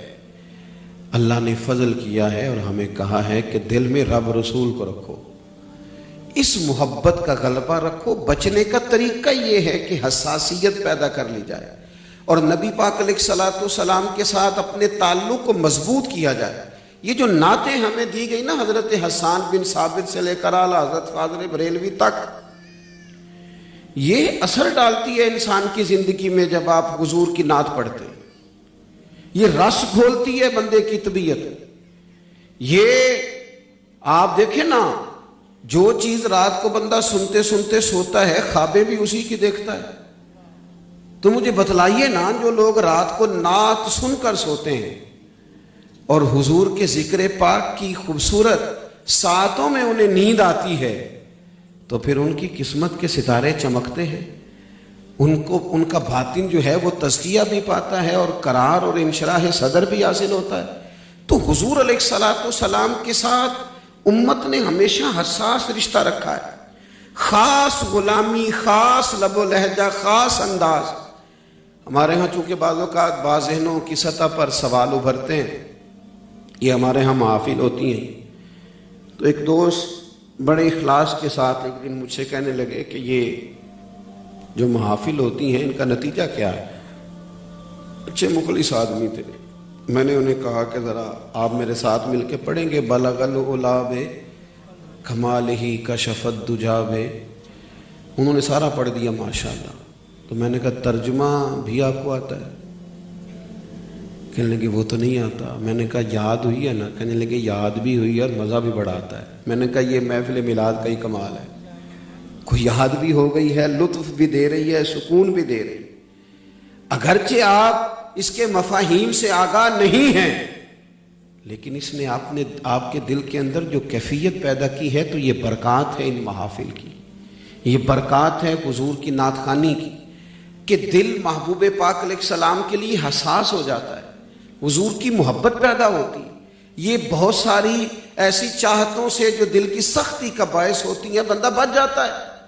صحابہ کرام نے بڑے خلوص سے، بڑے للہیت سے 3 دن مسلسل ایک نوجوان کم عمر صحابی حضور مسجد میں تشریف لاتے تو وہ نہ آگے بڑھ کے محبوب کے نالین مبارک کو تھام لیتے اور سمیٹ کے کونے میں رکھ لیتے۔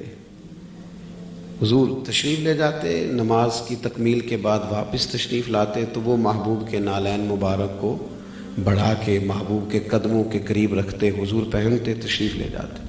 ایک دن بھی یہ ہوا، 2 دن بھی ہوا، تیسرے دن محبوب کریم نے پوچھا آپ کو کسی نے کہا ہے یہ کام کرنے کے لیے؟ حضور جانتے ہیں، تصدیق کے لیے پوچھ رہے، کسی نے کہا ہے؟ عرض کی حضور نہیں۔ فرمایا کس طرح خیال آیا؟ عرض کی یا رسول اللہ صلی اللہ علیہ وسلم مجھے آپ سے بڑی محبت ہے۔ حضور اس محبت نے نا یہ رستہ مجھے دیا ہے کہ میں آپ کے نالین مبارک تھاموں اور پھر رکھوں۔ اللہ کے محبوب علیہ الصلوۃ والسلام نے اس بچے کی بات سنی، اس نوجوان کی، اس کم عمر صحابی کی، تو محبوب نے اپنا رخ انور بیت اللہ شریف کی طرف پھیرا اور دونوں ہاتھ اٹھا کے دعا فرمائی، کہا اے اللہ جس طرح یہ مجھے راضی کرنا چاہتا ہے نا، تو اپنے فضل سے اس سے راضی ہو جا۔ اللہ اس سے راضی۔ یہ جو حساسیت ہے نا، میں آپ سے عرض کروں، مصروفیات دن بدن بڑھتی جا رہی ہیں لوگوں کی، اور بعض ایسی چیزوں میں بھی ہم مصروف ہیں جو بہرحال ہمارے اہم کاموں کو متاثر کر رہی ہیں۔ ضرورت اس امر کی ہے کہ اپنا رشتہ حضور کی نعت کے ساتھ مضبوط کیا جائے۔ نبی پاک علیہ الصلاۃ والسلام کی محبت کا کوئی سوتا اگر کسی جگہ تھوڑا سست ہونے لگتا ہے تو اسے تیز کیا جائے، روز اپنے آپ کو دیکھا جائے، اور انسان اپنا طبیب ہوتا ہے، اسے خود پتہ ہوتا ہے کہ آج کل میری چاہتوں کا رخ کیا ہے۔ حضور کی سیرت پاک، آپ کے مقدس احوال شریفہ، آپ کی نعت شریف، کتنی چیزیں ہم یاد کرتے ہیں، کتنی یاد رکھنی پڑتی ہیں، کہاں کہاں ہماری نظر جاتی ہے۔ کیا ہی اچھا ہو ہمیں محبوب کی چند نعتیں بھی آتی ہوں، ہمیں حضور کے تذکار جمیلہ سے بھی شغف ہو، وہ کبھی کبھی ہماری زبان پر آ جائیں اور ہم کبھی کبھی سر راہ انہیں گنگنائیں، لہجے میٹھے ہو جائیں گے، انداز خوبصورت ہو جائیں گے، ہماری توجہ لگ جائے گی۔ بات سمیٹنے لگا ہوں، حضور سید عالم علیہ السلام کے غلاموں نے بڑی خوبصورتی سے محبوب پاک کے ذکر کو آگے منتقل کیا ہے، اور بڑی حفاظت سے حضور کی مقدس سیرت پاک کو آگے پہنچایا ہے۔ میں ایک حدیث پاک دیکھ رہا تھا، وہ میں نے کوئی 10-11 کتب میں اس کو دیکھا، میں حیران رہ گیا کہ اس قدر مضبوط کر کے صحابہ نے چیزوں کو محفوظ کیا۔ نبی کریم علیہ الصلاۃ والسلام کا ایک فرمان ہے، حضور نے فرمایا میں اور یتیم کی پرورش کرنے والا اس طرح مل کے جنت میں جائیں گے جس طرح میری یہ 2 انگلیاں ملی ہوئی۔ اچھا، کمال کی بات یہ ہے کہ جس بھی صحابی نے روایت کیا ہے نا، جس محدث نے لکھا ہے، انہوں نے حضور کے الفاظ بھی بیان کیے ہیں، اور محبوب نے 2 انگلیاں کھڑی کر کے بتایا تھا، یہ انداز بھی بیان کیا۔ حضور کی ان اداؤں کو نا، ان اداؤں کو محبوب نے اس وقت کیسے بیٹھے تھے، کیا انداز تھا، کس طرح بات کی تھی، ان چیزوں کو بھی صحابہ نے سنبھال کے رکھا، اور نہایت خوبصورتی۔ اور حضرت انس بن مالک رضی اللہ تعالیٰ عنہ جب بیان کرنے لگے نا تو فرمانے لگے حضور نے یوں انگلیاں اٹھائی تھیں، اور پھر فوراً کہنے لگے یہ میں صرف سمجھانے کے لیے کہہ رہا ہوں، ورنہ میری انگلیاں حضور کی انگلیوں جیسی نہیں، ورنہ میرے ہاتھ محبوب کے مقدس ہاتھوں جیسے نہیں۔ اتنا محفوظ کر کے ان لوگوں نے حضور کے تذکار ہمارے سامنے رکھے۔ تھوڑی نا ان باتوں میں حساسیت پیدا کرنے کی ضرورت ہے۔ مجھے ایک محفل میلاد میں جانے کا اتفاق ہوا، تو جاتے جس شخص سے میری ملاقات ہوئی، میں سمجھا کہ یہاں کوئی ورکر ہے، کوئی انہوں نے کام کرنے کے لیے، وہ دریاں بچھا رہے تھے، روٹین کے کام کر رہے تھے، اور جب محفل سج گئی، لوگ بیٹھ گئے، تو وہ چین وین کر کے کپڑے بدل کے آ کے وہ اسٹیج پہ بیٹھ گئے۔ تو میں نے کسی سے پوچھا یہ کون ہے؟ تو ان کے کانوں میں آواز چلی گئی، کہنے لگے میں ہی ہوں جس نے اللہ کی توفیق سے اس بزم کو سجایا ہے۔ تو پھر وہ سمجھ گئے کہ میرے ذہن میں سوال کیا ہے، چونکہ میری آتے ہی ملاقات ان سے ہوئی تھی۔ تو کہنے لگے حضرت میرا بڑا نخرہ ہے، میں بڑی چیز ہوں، کسی چیز کی پرواہ نہیں کرتا، اللہ کی بڑی عنایات ہیں، پر میں جب اپنے نبی پاک کی محفل سجاتا ہوں تو دریاں بھی خود بچھاتا ہوں، میں وہ چاول بھی خود تلاش کر کے لاتا ہوں جو مجھے پکوانے ہوتے ہیں، میں ایک ایک چیز کا خیال رکھتا ہوں، اور جب میں اس کا ارادہ کرتا ہوں کہ مجھے حضور کی بزم نور کو سجانا ہے، تب سے میرا ذوق تازہ ہوتا ہے، اور محفل کے کئی عرصے بعد تک بھی میری طبیعت پہ کیف رہتا ہے، چونکہ میں نے اپنے نبی کی محفل سجائی۔ یہ حساسیت، یہ حسن، یہ کیفیات، یہ بندہ مومن کے ایمان کو تازگی دیتی ہیں، اس میں کچھ سرور بڑھتا ہے، اس میں کچھ کیفیات اور طرح کی ہو جاتی ہیں۔ اپنی زندگی میں اس خوبصورتی کو پیدا کریں، اس کو دوبالا کریں۔ یہ جو کچھ ہمارے بزرگوں نے ہمیں دیا ہے، حضور کے حوالے شریفہ لکھ کے، نعت مبارکہ، وہ اسی لیے ہے کہ ہم ان کو جب اپنی زبانوں پہ لائیں گے، کانوں سے ان کو سنیں گے، تو ہمارے دل میں تازگی پیدا ہوگی۔ اللہ کی بارگاہ میں دعا کرتا ہوں اللہ تعالیٰ محبوب کریم علیہ السلام کی سچی محبت اور سچی غلامی نصیب فرمائے، اسی میں ہمارا خاتمہ بالخیر فرمائے۔ وما علینا الا البلاغ۔ اپنے عالم ہونے کا تھا، اور دلیل جو دی گئی اس میں فرشتے بے بس نظر آئے جناب آدم علیہ السلام کے علم کے سامنے، دعویٰ یہ تھا کہ جو میں جانتا ہوں وہ تم نہیں جانتے، اور دلیل سے کیا ثابت ہو رہا ہے؟ جو آدم علیہ السلام جانتے ہیں وہ فرشتے نہیں جانتے۔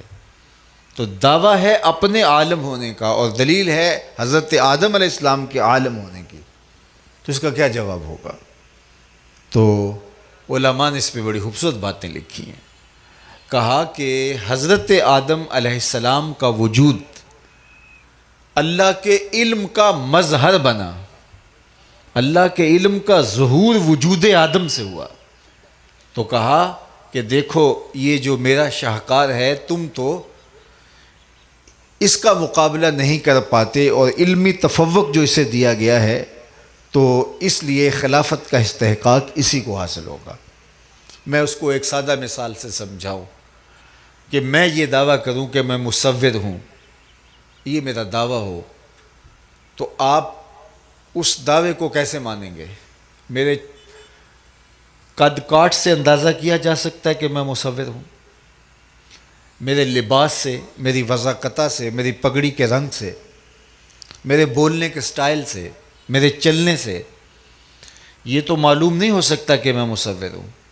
تو دعویٰ میرا ہے میں مصور ہوں، لیکن یہ میری پگڑی نہیں بتا سکتی، میری ویسکوٹ نہیں بتا سکتی، میری چال ڈھال، میری تقریر سے یہ پتہ چلے گا یہ مقرر ہے، لیکن مصور ہے یہ تقریر سے پتہ نہیں چلے گا۔ تو پھر کیسے میں اپنے مصور ہونے کا اعلان کروں گا، اپنا مصور ہونا کیسے بیان کروں گا؟ تو میں کاغذ کا ایک ٹکڑا لوں گا اور وہ آپ کے سامنے کروں گا کہ یہ دیکھو کاغذ کا ٹکڑا ہے، اور پھر اس کے اوپر کچھ تراشوں گا۔ خوبصورت تصویر بن گئی، اور میں نے کہا دیکھو کیسی ہے، آپ نے کہا کمال کر دی، تو میں نے کہا کہ یہ میں نے بنائی ہے۔ تو آپ نے دیکھا اس کاغذ کو، تصویر وہ دیکھی، مصور مجھے مانا۔ چونکہ میرا فن مصوری ظہور پذیر ہوا کاغذ کے ٹکڑے پر، تو کاغذ کا ٹکڑا میرے فن کا مظہر بن گیا۔ فن میرا تھا، ظاہر کاغذ کے ٹکڑے سے ہوا۔ تو آپ نے مجھے مصور ماننا ہے تو میرے چہرے کو دیکھ کے مصور نہیں مان سکتے، مجھے مصور ماننا ہے تو میری تقریر کو سن کے مصور نہیں مان سکتے، میری چال ڈھال کو سن کے مصور نہیں مان سکتے۔ یار جب آپ مجھے دیکھ کر کے بھی مجھے مصور نہیں مان سکتے تو جس کو دیکھا بھی نہیں جا سکتا اس کو کیسے عالم مان لیا جائے؟ تو مجھے بھی اپنا آپ منوانے کے لیے، اپنا مصور اس فن کو منوانے کے لیے کاغذ کے اوپر لکھنا پڑا، اور کاغذ کا وجود میرے فن کے ظہور کا جو ہے وہ مظہر قرار پایا۔ کہا دیکھتے کاغذ کو جاؤ اور مصور مجھے مانتے جاؤ۔ کہا کہ جناب آدم علیہ السلام کا وجود اللہ کے علم کا مظہر بنا، دیکھتے آدم کو جاؤ، عالم مجھے مانتے جاؤ۔ اور حضرت شیخ عبدالحق محدث دہلوی علیہ الرحمہ نے یہاں ایک اور بڑی خوبصورت بات کی۔ کہا ہر نبی اللہ کی کسی نہ کسی صفت کا مظہر ہے، اللہ کا ہر نبی اللہ کی کسی نہ کسی صفت کا مظہر ہے۔ اگر اس کا علم دیکھنا ہے جناب یوسف کو دیکھو، اس کا حلم دیکھنا ہے جناب ابراہیم کو دیکھو، اس کا جلال دیکھنا ہے جناب موسیٰ کو دیکھو، اس کا کمال دیکھنا ہے جناب عیسیٰ کو دیکھو، اس کا حسن دیکھنا ہے جناب یوسف کو دیکھو۔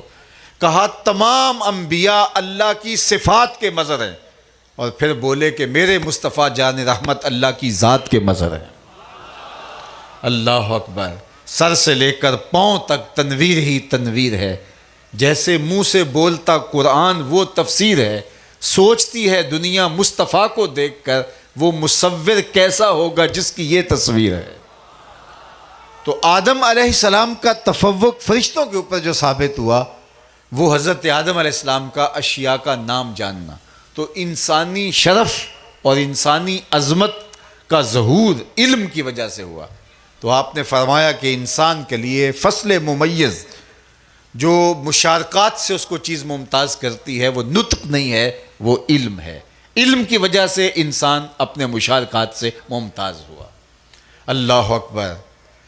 حضرت امام فخر الدین رازی نے تفسیر کبیر میں وَعَلَّمَ آدَمَ الْأَسْمَاءَ کے تحت بڑی نفیس اور مفصل گفتگو کی ہے کہ شرف علم کی وجہ سے ہے۔ تو انہوں نے بہت باتیں لکھی، ان میں سے ایک بات وہ کہتے ہیں کہ انسان تو انسان رہا اور سیکھ جائے تو وہ فرشتوں سے بھی برتر ہو جاتا ہے، لیکن انسان تو انسان ہے، وہ کتا جو سکھلا دیا جائے اور شکار کر کے لائے، اس کا مارا ہوا مردار نہیں ہوتا، حلال اور طیب ہوتا ہے، اور جو دوسرا کتا لے کے آئے وہ مردار ہوتا ہے۔ کہا کتا سیکھ جائے تو حکام بدل جاتے ہیں، انسان سیکھ جائے تو کیا مرتبہ ہوگا۔ قرآن مجید میں سورہ النمل اٹھائیے۔ حضرت سلیمان اپنے لاؤ لشکر کے ساتھ جب وادی نمل میں داخل ہونے لگے تو 3 فرسخ دور سے ایک چیونٹی نے لشکر کو آتے ہوئے دیکھا، تو اس نے اپنی ہمجولیوں سے کہا کہ جلدی جلدی اپنی بلوں میں داخل ہو جاؤ، اللہ کے نبی کا لشکر بے خبری میں تمہیں کچل نہ ڈالے۔ تو حضرت سلیمان علیہ السلام نے چیونٹی کی اس بات کو سنا، فتبسم ضاحکا من قولها، اور اس کی بات کو سن کر تبسم بھی کیا، مسکرائے کہ یہ کیا بول رہی ہے۔ اللہ اکبر۔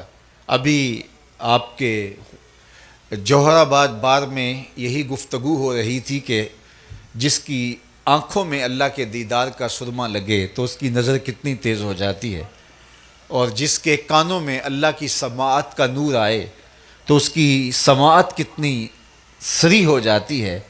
اب یہاں منظر دیکھیے کہ 3 فرسخ دور سے، 9 میل دور سے، 15 کلومیٹر دور سے حضرت سلیمان علیہ السلام نے چیونٹی کی آواز کو سنا۔ اللہ اکبر۔ اور چیونٹی کے منہ میں زبان نہیں ہوتی، طیوریات کے ماہرین کہتے ہیں کہ چیونٹی کے منہ میں زبان نہیں ہوتی، اگر زبان ثابت کرنے جاؤ گے پھر دانت بھی ثابت کرنے پڑیں گے، اور 32 دانت گننے پڑیں گے کہ اس کے جو ہیں وہ دانت کہاں کہاں ہیں۔ تو اگر کوئی دانت ٹوٹ گیا تو کسی آپ ڈاکٹر کے پاس لے جائیں تو وہ اس کا ٹوٹا ہوا دانت کیسے جوڑے گا، تو اس کے دانت نہیں ہوتے۔ وہ کہتے ہیں کہ اس کے 3 حصے ہوتے ہیں بدن کے، جو سر والا حصہ ہوتا ہے اس کے ساتھ مہین سے باریک سے 2 ریشے ہوتے ہیں، بال ہوتے ہیں، اور جب اس نے بات کرنی ہوتی ہے اور ہم جولی کو کوئی میسج دینا ہوتا ہے تو وہ 2 بالوں کو قریب کر کے رگڑتی ہے، اس رگڑ سے جو آواز پیدا ہوتی ہے اس سے اپنی ہم جولی کو کوئی میسج کنوے کر رہی ہوتی ہے۔ اللہ اکبر۔ اللہ کے پیغمبر کی سماعت کا عالم یہ ہے کہ 3 فرسخ دور سے، 9 میل دور سے چیونٹی کے باریک سے بالوں کے رگڑنے سے جو آواز پیدا ہوتی ہے اس کو سنتا ہے، اور جو اس سے مفہوم نکلتا ہے اس کو سمجھتا بھی ہے۔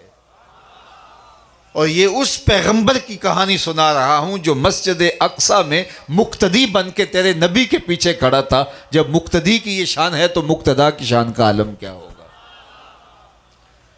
تو چیونٹی نے جو بات کی، یہ کوئی آپ نہیں کہہ سکتے کہ یہ حدیث ضعیف ہے، یہ قرآن ہے۔ فتبسم ضاحکا من قولها، اس کی بات کو سن کر حضرت سلیمان ہنسنے لگے، اور اس نے کیا کہا تھا، جلدی جلدی اپنی بلوں میں داخل ہو جاؤ، اللہ کے نبی کا لشکر بے خبری میں تمہیں کچل نہ ڈالے۔ تو امام فخر الدین رازی نے لکھا کہ اللہ نے اس چیونٹی کو قیامت تک آنے والی چیونٹیوں کا سردار بنا دیا، اور اس چیونٹی کو پروٹوکول یہ ملا کہ اس کے نام کی صورت قرآن کے دامن میں۔ ذات کی چیونٹی ہے لیکن احترام پیغمبر کا کیا تو اللہ نے اس کو اعزاز دیا کہ اس کے نام کی صورت قرآن میں موجود ہے۔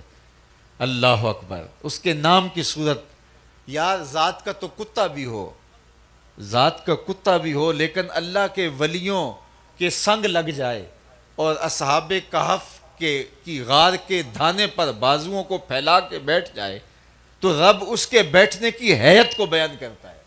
وَقَلْبُهُمْ بَاسِطٌ ذِرَاعَيْهِ بِالْوَسِيطِ، ان کا کتا غار کے دھانے پہ بازوؤں کو پھیلا کے بیٹھا ہے۔ یا اللہ، قرآن تو حرف حرف ہدایت ہے، لفظ لفظ ہدایت ہے۔ کتے کے بیٹھنے کے سٹائل کو، اس کی حیت جلوس کو، اس کی سٹنگ کے انداز کو قرآن نے بیان کیا ہے، تو اس میں ہمارے لیے کیا ہدایت ہے؟ کتے کے بیٹھنے کے انداز کو قرآن نے بیان کیا ہے، بازوؤں کو پھیلا کے کتا بیٹھا ہے، تو مالک اس میں ہمارے لیے کیا ہدایت ہے؟ کہا یہی تو بتانا چاہتا ہوں کہ ذات کا کتا بھی ہو، لیکن اگر وہ اہل اللہ کی دہلیز پہ، چوکھٹ پہ بیٹھ جائے تو وہ بھی قابل ذکر ہو جاتا ہے، اور جب تم میرے ولیوں کی چوکھٹ پہ بیٹھ جاؤ تو پھر تمہارا مرتبہ کیا ہوگا، تمہاری شان کیا ہوگی۔ اب اس چیونٹی کے نام سے قرآن میں صورت موجود ہے النمل. تو امام رازی کہتے ہیں قیامت تک اس چیونٹی کو سردار بنا دیا گیا. کیوں؟ اس کی وجہ یہ فرمایا کہ اس چیونٹی نے کہا کہ جلدی جلدی اپنی بلوں میں داخل ہو جاؤ، اللہ کے نبی کا لشکر بے خبری میں، عدم توجہی میں تمہیں کچل نہ ڈالے. وہ چیونٹی جانتی تھی کہ اللہ کے نبی کی صحبت میں رہنے والا لشکر، اللہ کے نبی کی تربیت میں رہنے والا لشکر جان بوجھ کر ننھی جان کو بھی ضائع نہیں کر سکتا. اگر تم کچلی جاتی ہو تو اس کا مطلب یہ ہے عدم التفات ہوگا، ان کی توجہ نہیں ہوگی. وہ اپنے دھیان میں جا رہے ہوں گے اور تمہاری طرف توجہ نہیں ہو پائے گی، تم کچلی جاؤ گی. اس نے یہ جو کہا کہ عدم توجہ کی وجہ سے تم کچلی جاؤ گی، تو وہ جانتی تھی کہ پیغمبر کی صحبت کا نتیجہ یہ ہے کہ ننھی جان کو بھی ضائع نہیں کیا جا سکتا. اس علم کی وجہ سے اس کو باقی چیونٹیوں کا سردار بنا دیا گیا. اور اگر آپ کی توجہ ہو تو یہاں رک کے ایک جملہ اور بھی کہنا چاہتا ہوں، اور وہ یہ، ایک چیونٹی بھی جانتی تھی کہ پیغمبر کی صحبت پانے والا لشکر جان بوجھ کر ننھی جان کو بھی ضائع نہیں کر سکتا، اور جو اپنے بدن سے بم باندھ کر کے انسانوں کے ہجوم میں گھس جائے اور پھر پھٹ جائے اور چھوٹے چھوٹے بچوں کے جسم کے لوتھڑے دیواروں سے چپک جائیں اور پھر وہ سینے پہ ہاتھ رکھ کے ذمہ داریوں قبول کرتے پھریں کہ یہ ہم نے کارنامہ سر انجام دیا ہے، وہ پیغمبر کا لشکر نہیں ہو سکتا، شیطان کا لشکر ہو سکتا ہے. پیغمبر کا لشکر جان بوجھ کر ننھی جان کو بھی ضائع نہیں کرتا. یہ علم چیونٹی کو بھی تھا، اور اس علم کی وجہ سے اس کو باقی چیونٹیوں کا سردار بنا دیا گیا. تو انسانیت کا شرف علم کی وجہ سے ہے. علم سے انسان ممتاز ہوتا ہے. اس لیے سیدنا علی المرتضیٰ فرماتے ہیں ہم اللہ کی تقسیم پہ راضی ہو گئے، اس نے جاہلوں کو مال اور ہمیں علم کی دولت سے مالا مال کر دیا. تو علم کا نور نصیب کیا جانا، علم کا چراغاں عطا ہو جانا، یہ زندگی کا بانکپن ہے، زندگی کا عروج ہے اور زندگی کا افتخار ہے. تو میرے اور آپ کے آقا مولا نے اس پہ ناز کیا انما بعثت معلما، میں معلم بنا کر مبعوث کیا گیا ہوں. آقا کریم علیہ السلام نے فرمایا کہ صبح اس حال میں کر کہ تو عالم ہو، اور اگر یہ حالت نہیں ہے تو علم سیکھنے والا ہو، اور اگر یہ بھی نہیں ہے تو علماء کے پاس بیٹھنے والا ہو، اور اگر یہ بھی نہیں ہے تو ان کے ساتھ محبت کرنے والا ہو. فرمایا پانچواں نہ بننا ہلاک ہو جائے گا. یا تو خود عالم بن جا، اگر یہ فرصت نہیں ہے تو پھر طالب علم بن جا، سیکھنے لگ جا. ساری زندگی سیکھنا چاہیے. علماء نے لکھا کہ اگر کسی شخص کو پتہ چل جائے کہ میری زندگی بہت تھوڑی رہ گئی ہے، چند سانسیں باقی ہیں، آج کل وہ ڈاکٹر بتا دیتے ہیں کہ کینسر اس سٹیج پہ چلا گیا ہے کہ اب تمہارے بچنے کی ظاہری امید تو کوئی نہیں رہی، اللہ چاہے تو لمبی زندگی بھی دے دے لیکن ظاہری اسباب منقطع ہو گئے، یہ چند دن کی کہانی ہے، پھر تیری زندگی سمٹ جائے گی. تو اگر کسی کو سزائے موت ہو جاتی ہے تو بچ جائے تو اللہ کی مرضی، ورنہ ظاہری سبب تو یہ ہے کہ فلاں دن اس کو پھانسی دے دیا جائے گا. کسی کو کسی وجہ سے پتہ چل جائے کہ میری زندگی کے دن بہت تھوڑے رہ گئے ہیں تو وہ کیا کرے؟ نیکیاں بہت ساری ہیں، اب زندگی تھوڑی سی رہ گئی ہے. تو علماء نے کہا کہ وہ علم سیکھنے لگ جائے. اس کے لیے سب سے افضل وظیفہ طلب علم ہے. اور ایک حدیث پاک میں آتا ہے جو اس حالت میں انتقال کر گیا کہ وہ طالب علم تھا، قیامت کے دن اس کے اور پیغمبروں کے درمیان صرف ایک درجے کا فرق ہوگا. اللہ اکبر. تو علم سیکھنے کی ہمیں ترغیب دی گئی ہے. تو کہا یا تو عالم بن جا یا پھر طالب علم بن جا، سیکھنے لگ جا. اللہ اکبر. طالب علم کے پاؤں تلے اللہ کے نورانی فرشتے پر بچھاتے ہیں. جب وہ علم سیکھنے کے لیے گھر سے چلتا ہے فرشتوں کے نورانی پر بچھ جاتے ہیں. یہ پروٹوکول ہے رضن لطالب العلم، عالم دین کی، طالب علم کی عزت افزائی کے لیے، اس کے پروٹوکول کے لیے، اس کی تکریم کے لیے. یہاں کوئی کسی کے لیے کتنے قالین بچھا لیتا ہوگا. مختلف ممالک کے صدور آتے ہیں تو چلو کوئی آدھا کلومیٹر سرخ قالین بچھا لیتا ہوگا، کوئی اس سے کم بچھا لیتا ہوگا، اور وہ بھی ٹینٹ سروس والوں سے پرانے سے قالین ہوتے ہیں، وہ بچھا لیے. چلو کسی نے نئے بھی ڈال لیے تو آدھا کلومیٹر، لیکن 300 میل سے بھی طالب علم چلا ہے. اللہ اکبر. اس کے پاؤں تلے اللہ کے نورانی فرشتوں کے مقدس پر بچھ جاتے ہیں. اللہ اکبر، کتنا بڑا اعزاز ہے، کتنی بڑی عزت افزائی ہے، کتنا بڑا پروٹوکول ہے. تو کہا یا عالم بن جا یا علم دین سیکھنے والا بن جا. اللہ اکبر. یہ طالب علم جو دین سیکھتے ہیں اللہ رسول کو بہت محبوب ہوتے ہیں. ہمارے تاریخ فرشتہ میں ایک بڑا خوبصورت واقعہ لکھا ہے کہ سلطان محمود غزنوی کے ذہن میں 3 شکوک اٹھتے تھے. ایک یہ کہ العلماء ورثۃ الانبیاء، یہ جو کہا گیا علماء نبیوں کے وارث ہیں. وہ کہتا تھا اتنا بڑا اعزاز کیسے کہ نبیوں کے وارث ہیں. تو یہ کہیں اپنی مدح میں علماء نے یہ حدیث خود تو نہیں گھڑ رکھی. اور ایک شک اسے یہ بھی ہوتا تھا کہ قیامت کے حوالے سے کبھی سوال اٹھتا تھا اس کے ذہن میں. اور تیسرا، میرا والد سلطان سبکتگین ہے یا کوئی اور، یہ بھی اس کے ذہن میں ایک وسوسہ پیدا ہوتا تھا. اس کو کسی نے کہا تھا کہ تو لے پالک ہے. تو یہ 3 شکوک اس کے خانہ ذہن میں کلبلاتے تھے. ایک دن بادشاہ اپنے محل سے باہر نکلا اور خادم سونے کی شمع دان لیے آگے آگے چل رہے تھے کہ اچانک اس نے ایک منظر دیکھا کہ ایک مدرسہ ہے اور اس کی چھوٹی چھوٹی 4 دیواری ہے اور وہاں طالب علم پڑھتے ہیں.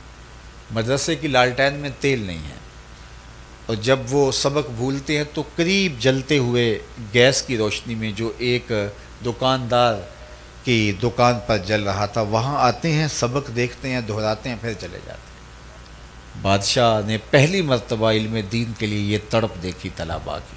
اس کا دل پسیج گیا. قریب آیا تو وہ شمع دان ان طلباء کے سپرد کر دیا کہ لو تم جو ہے وہ یہاں. تو طالب علم خوش ہو گئے، اللہ کے رسول بھی راضی ہو گئے. بادشاہ واپس آیا، پلٹا سویا، مقدر جاگے، حضور کا دیدار نصیب ہوا. تو آقا کریم خواب میں ملے اور مسکراتے ہوئے کہا اے سبکتگین کے بیٹے محمود، تو نے آج میرے ایک وارث کی قدر کی ہے، کل قیامت کے دن تیری شفاعت کروں گا. اللہ اکبر. لہو خورشید کا ٹپکے اگر ذرے کا جگر چیرے. ایک جملہ کہا، 3 شک بھی دور کی اور جنت کی بشارت بھی. تو یہ علماء کے وارث ہیں. ہمارے استاد مفتی عبداللطیف رحمۃ اللہ تعالیٰ علیہ فرمایا کرتے تھے کہ یہ جو طالب علم ہوتے ہیں ظاہر عمر بڑی ان کی کچی سی ہوتی ہے اور اس عمر میں کھیلنے کودنے کی طرف طبعی رجحان اور شغف ہوتا ہے. تو جو بیچارے طالب علم ہیں وہ تو اس عمر کی وجہ سے تھوڑے شریر ہوتے ہیں، لیکن جو مسجد کے اندر آنے والے نمازی اور دائیں بائیں سے وہ ان کو فرشتے کی شکل میں دیکھنا چاہتے ہیں. وہ کہتے ہیں نہ یہ ہنسیں، نہ یہ کوئی جو ہے وہ ایسا کام کریں. تو وہ تو ہر وقت تاڑ میں رہتے ہیں کہ کوئی تھوڑی سی بات ملے اور ہم کہیں کہ یہ طالب علم لڑ رہے تھے، یہ الجھ رہے تھے، یہ کر رہے تھے، انہوں نے پلیٹ پھینک دی. تو وہ تو بہانے تراشتے رہتے ہیں. تو ایک مدرسے کے اندر ایک طالب علم رہتے تھے اور ایک شخص فارغ البال ہو کے، یعنی سارے کام کاج سے فارغ ہو گیا، بچوں کی شادیاں کر لیں، تو وہ ان طلباء کے لیے وقف ہو گیا. کبھی ان کے لیے گھی کا کنستر اٹھا کے لا رہا ہے، کبھی وہ ان کے لیے آٹے کی بوری اٹھا کے لا رہا ہے، کبھی اور. تو طالب علم اس عمر کے ہوتے ہیں تو انہوں نے اس کا نام رکھ دیا حمار، گدھا. وہ جب بھی بھوک لگی ہوتی ہے تو وہ کہتے ہیں ٹھہرو ٹھہرو، ہمارا گدھا گیا ہوا ابھی آئے گا تو تمہارے لیے کھانا لے کے آئے گا. تو ایک دن اسے کسی نے بتا دیا کہ یہ تجھے گدھا کہتے ہیں اور تو ان کی خدمتیں کرتا ہے. اس کو بڑا غصہ آیا کہ میں ان کی خدمت کروں اور یہ مجھے گدھا کہے، حمار کہے. غصے سے وہ واپس گھر چلا گیا کہ میں نہیں کرتا کچھ. رات کو سویا تو قیامت کا منظر جاگا. دیکھتا کیا ہے کہ وہ طالب علم ہیں اور ان کو جنت کا حکم ہوتا ہے، لیکن وہ ضد کرتے ہیں ہم نے نہیں جانا جب تک ہمارا گدھا نہیں جائے گا، ہم نے جنت میں نہیں جانا جب تک ہمارا گدھا نہیں جائے گا. یہ اٹھا اور پھر واپس آ گیا. کہا تو مجھے حمار کہو، گدھا کہو، کھوتا کہو، میں نوکری تمہاری ہی کروں گا، اس لیے کہ تم اللہ رسول کے پیارے ہو. تو خوش نصیب ہیں وہ لوگ جو علم دین حاصل کرتے ہیں، علم دین طلب کریں. تو کہا اس حال میں دن کر صبح کر، یا تو عالم ہو یا علم سیکھنے والا ہو. تیسری بات فرمائی علماء کے پاس بیٹھنے والا ہو. علماء کی صحبت اکثیر ہے، کبریت احمر کا درجہ رکھتی ہے، سرخ گندک کی طرح باطن کی صفائی کا سبب ذریعہ ہوتی ہے. ایک زمانہ تھا کہ لوگ علماء کی صحبت ڈھونڈتے تھے، اور ان کی دہلیز پہ کھڑے رہتے تھے اور ان کے پاس بیٹھنا اپنے لیے اعزاز سمجھتے تھے، لیکن وقت کا بدلتے ہوئے دیر نہیں لگی اور آج ہم کہاں کھڑے ہیں۔ یہ بات درست ہے کہ آج وہ علماء نہیں رہے، آج رازی رومی اور غزالی نہیں رہے، لیکن آج ہم بھی تو وہ نہیں رہے۔ اس لیے علماء کی صحبت کو غنیمت جانیں، ان کے ساتھ جو لمحے میسر آ جائیں وہ سعادت مند لمحے گزارنے کی کوشش کریں۔ چند لمحے گزارے ہوئے آخرت کا ذخیرہ ہے۔ چوتھی بات فرمائی کہ یا پھر ان کے ساتھ محبت کرنے والا بن جا، ان کا پیار تیرے سینے میں ہو۔ اللہ اکبر۔ اور یہ تو کہا ان میں سے کوئی ایک ضرور بننا تو نے، ولا تکن خامسہ، لیکن پانچواں نہ بننا، اور ہم پانچویں بن جاتے ہیں، ہر وقت تنقید کی زبان کھولے رکھتے ہیں۔ تو علم حاصل کریں، علم نافع حاصل کریں، اپنے بچوں کو عالم بنائیں۔ اللہ تعالیٰ علماء کی شفاعت کل قیامت کے دن قبول فرمائے گا، اور علماء کی شفاعت سے جہنم کا حکم جن لوگوں کو ہو چکا ہوگا ان کی شفاعت سے اللہ انہیں جنت عطا فرمائے گا۔ یہ فضل و شرف کے مالک لوگ ہیں، ہزار کوتاہیوں کے باوجود، ہزار خامیوں کے باوجود۔ اللہ رسول کے دین کے ساتھ جو مخلص لوگ ہیں، مشقت کرتے ہیں، محنت کرتے ہیں، تبلیغ دین میں لگے ہوئے ہیں، اللہ تعالیٰ ان کے لیے رحمتوں کے دروازے کھولتا ہے۔ تو وہ لوگ جو حضرت شیخ احمد مجدد الفسانی علیہ رحمہ، آپ کو آپ کے کسی مرید نے نذرانہ بھیجا، یہ بات بڑی سننے کی ہے، اور لکھا کہ یہ آپ کی درس گاہ کے طلباء اور آپ کی خانقاہ کے فقیروں کے لیے ہے۔ تو آپ نے وہ نذرانہ قبول فرمایا اور بھیجنے والے کو خط لکھا، خط کا جواب لکھا، مکتوب میں لکھا کہ مجھے اتنی خوشی ہوئی تیری اس بات کی جو تو نے کہا کہ یہ جو نذرانہ ہے آپ کی درس گاہ کے طلباء اور خانقاہ کے فقیروں کے لیے، تو مجھے اس بات سے خوشی ہوئی کہ تو نے درس گاہ کے طلباء کا ذکر خانقاہ کے فقیروں سے مقدم کیا ہے اور تو نے ان کو پہلے رکھا ہے، اور مجھے اس بات کی مسرت ہوئی اور میں تجھے خاص طور پہ جو ہے اس پہ داد دیتا ہوں، تحسین کرتا ہوں۔ اور حضرت مجدد الفسانی ایک دوسرے مقام پہ لکھتے ہیں کہ دیگر مدات میں خلوص کے ساتھ اللہ کی راہ میں جو دیگر مدات ہیں ان میں لاکھوں روپے خرچ کرنے سے اعانت دین کے لیے ایک دانگ خرچ کرنا افضل ہے، یعنی ایک ٹگا خرچ کیا جائے جس سے دین کو تقویت ملتی ہو، اور دوسری طرف بھی نیکی کے لیے صدقات کیے جائیں، اور وہ لاکھوں روپے ایک طرف اور اعانت دین کے لیے خرچ کیا گیا ایک طرف، تو یہ ایک دانگ بھی لاکھوں سے افضل ہوگا، اور اگر لاکھوں افضل ہوں یہ خرچ کیے جائیں تو پھر کتنا فضل و شرف ہوگا۔ تو یہ درس گاہ جو آپ کے ہاں بنائی جا رہی ہے، اس کے ساتھ آپ یوں کھڑے ہوں کہ یہ جو ہے وہ سالوں میں نہیں مہینوں میں یہ اپنے تکمیل کے مراحل کو طے کرتی ہوئی منزل آشنا ہو۔ اور یہاں مجھے قلبی فرحت ہوئی، ایک تو بڑی کشادہ اور بہت صاف آب و ہوا یہاں دکھ رہی ہے، اور پھر برلب سڑک ہے، عمومی طور پہ درس گاہوں کے اندر جو ہے وہ جانے آنے کی سہولیات جو ہے وہ نہ ہو تو مشکلات بہت پیش آتی ہیں۔ تو یہ برلب سڑک، یہ خوبصورت ادارہ جہاں تعلیم و تعلم کا مرکز بنے گا، وہاں بہت سارے لوگوں کے لیے ترغیب کا ذریعہ بھی ہوگا۔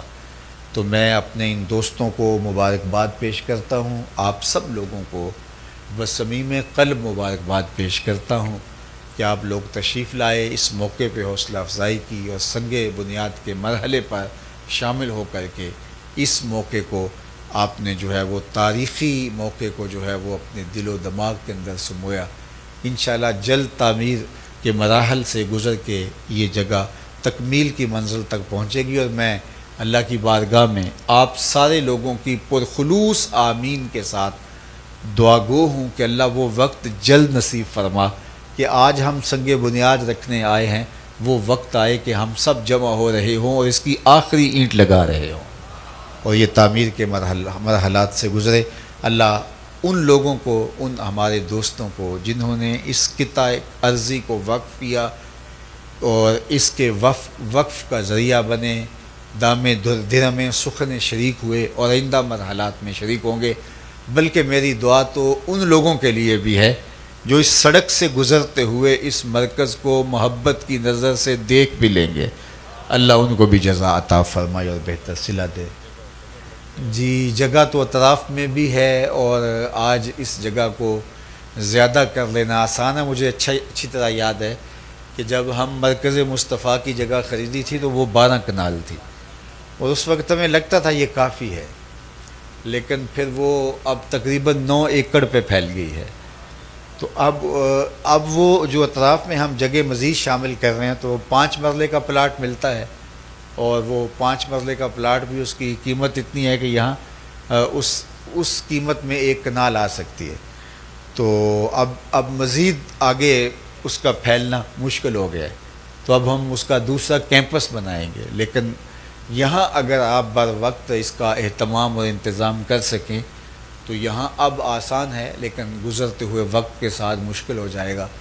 تو اللہ آپ کو اس کا بہتر صلہ دے۔ میرے پاس ایک صاحب تشریف لائے، انہوں نے ایک ٹاؤن بنایا تھا، تو 2 کنال کی مسجد اس ٹاؤن میں رکھی، تو ان کا خیال تھا کہ یہ مرکز کے لیے میں پیش کروں اور وہ اپنے طریقے کے مطابق یہاں کام کریں۔ تو جو ہی وہ مرکز میں داخل ہوئے تو مرکز کو بنا ہوا دیکھا، تو انہوں نے کہا کہ میرے تک پہنچتے تو انہوں نے کہا کہ میں نے یہ طے کر لیا ہے کہ جس طرح کا یہ مرکز بنا ہے میں نے اسی طرح کا بنانا ہے۔ تو مجھے انہوں نے کہا کہ اس کے لیے کتنی جگہ چاہیے، تو میں نے کہا دیکھ لیجئے۔ تو انہوں نے وہاں بیٹھے بیٹھے کہا کہ میں اتنی جگہ وقف کرتا ہوں۔ پھر انہوں نے اس کی تعمیر کا ذمہ لیا، جگہ مکمل وقف کی۔ پھر اس وقت اس کے اوپر تقریباً 27 کروڑ روپیہ لگ چکا ہے، اور جو ہے وہ بقیہ بھی اس کے اوپر تقریباً 40 کروڑ روپیہ 50 کروڑ روپیہ مزید لگے گا۔ اور جب وہ بن جائے گا مرکز، تو آپ مرکز مصطفیٰ گجرانوالہ میں کھڑے ہوں گے یا مرکز مصطفیٰ مرید کے میں کھڑے ہوں گے، لکھا ہوگا مرید کے تو آپ کو پتہ چلے گا میں مرید کے میں کھڑا ہوں، ورنہ وہ اس کے سائز، اس کی اونچائی، اس کی منزلیں، اس کا رنگ، اور جہاں جہاں ستون ہے، ساری چیزیں بالکل جو ہے وہ مرکز سے ہی آرکیٹیکٹ انہوں نے لیا، کہا کہ بالکل اس کی ڈیٹو کاپی بنانی ہے ہم نے۔ تو انشاءاللہ جو ہے وہ آپ بھی دیکھو، اللہ سے مانگیں تو تھوڑا کیوں مانگیں، اس سے مانگیں تو جھولی پھیلا کے مانگیں، اپنے لیے بھی مانگیں، اوروں کے لیے بھی مانگیں، جہاں کے لیے مانگیں۔ تو اس لیے میں تو مانگتا ہوں کہ اللہ اس جگہ کو اتنا کشادہ عطا کرے کہ یہاں سڑک سے گزرتے ہوئے نظر پڑے تو ایک دم آنکھیں جھپک کے جس نے مرکز دیکھا ہو تو وہ سوچے کہ کہاں وہ مرکز یہاں سے تو نہیں اگایا دوبارہ۔ تو اللہ کرے یہ وقت ہمیں نصیب فرمائے۔ تو بہرحال یہ قطع عرضی بھی بہت مناسب جگہ پہ مجھے بہت پسند آیا، اور اللہ کو نصیب نہ ہوا تو یہ نصیب ہو گیا، تو جو ہے منظور نہ ہوا تو یہی نصیب ہو گیا، تو یہ بھی ہمارے لیے کافی ہے۔ لیکن بہرحال اس کے لیے کوشش جاری رکھنی چاہیے، جب چیزیں بن جاتی ہیں پھر دوبارہ ایڈ کرنا مشکل ہو جاتا ہے۔ اللہ آپ کو اپنی امان میں رکھے۔ میں آپ سب لوگوں کا، عالی مرتبت مہمانوں کا، علماء کا، حضرات سامعین کا شکریہ ادا کرتا ہوں، اور بار دیگر اپنے ادارۃ المصطفیٰ حلقہ جوہر آباد خوشاب کے دوستوں کا، ان کا جو ہے وہ شکریہ ادا کرتا ہوں، اور آپ سب لوگوں کو ان کا دست و بازو بننے کی تلقین کرتا ہوں۔ وآخر دعوانا ان الحمد للہ رب العالمین۔ الحمد للہ رب العالمین والصلاة والسلام علی اشرف الانبیاء والمرسلین۔ اللہ اٹھے ہوئے ہاتھ کبھی خالی نہ موڑنا، پھیلی ہوئی جھولیاں رحمتوں سے بھر دینا، بخت کی بہاریں نصیب فرمانا، مقدر کی خزائیں رخصت کر دینا، جئیں تو تیرے لیے، مرے تو تیرے دین کے لیے، اور زندگی کی آخری ہچکی تک تیرے رسول کے وفادار رہیں۔ ہر علت سے، ہر قلت سے، ہر ذلت سے رہائی دینا، اپنے پاک نبی کے در کی گدائی دینا۔ اللہ تعمیر کے مراحل سے گزار کے بہت جلد اس مرکز کو تکمیل کی منزل تک پہنچا دے۔ اللہ اس مرکز کے ساتھ جڑے ہوئے تمام لوگوں کی خیر فرما، جنہوں نے اس مرکز کی تعمیر میں 1 روپیہ بھی دیا، 1 اینٹ بھی دی، اللہ اسے اتنا عطا کرنا کہ کبھی کمی واقع نہ ہونے پائے۔ جو گزرتے ہوئے سڑک سے محبت کی نظر سے دیکھ کے گزر بھی گیا، اللہ اجر سے اسے بھی محروم نہ رکھنا۔ وصلی اللہ تعالی علی النبی الامین وآلہ وصحبہ اجمعین۔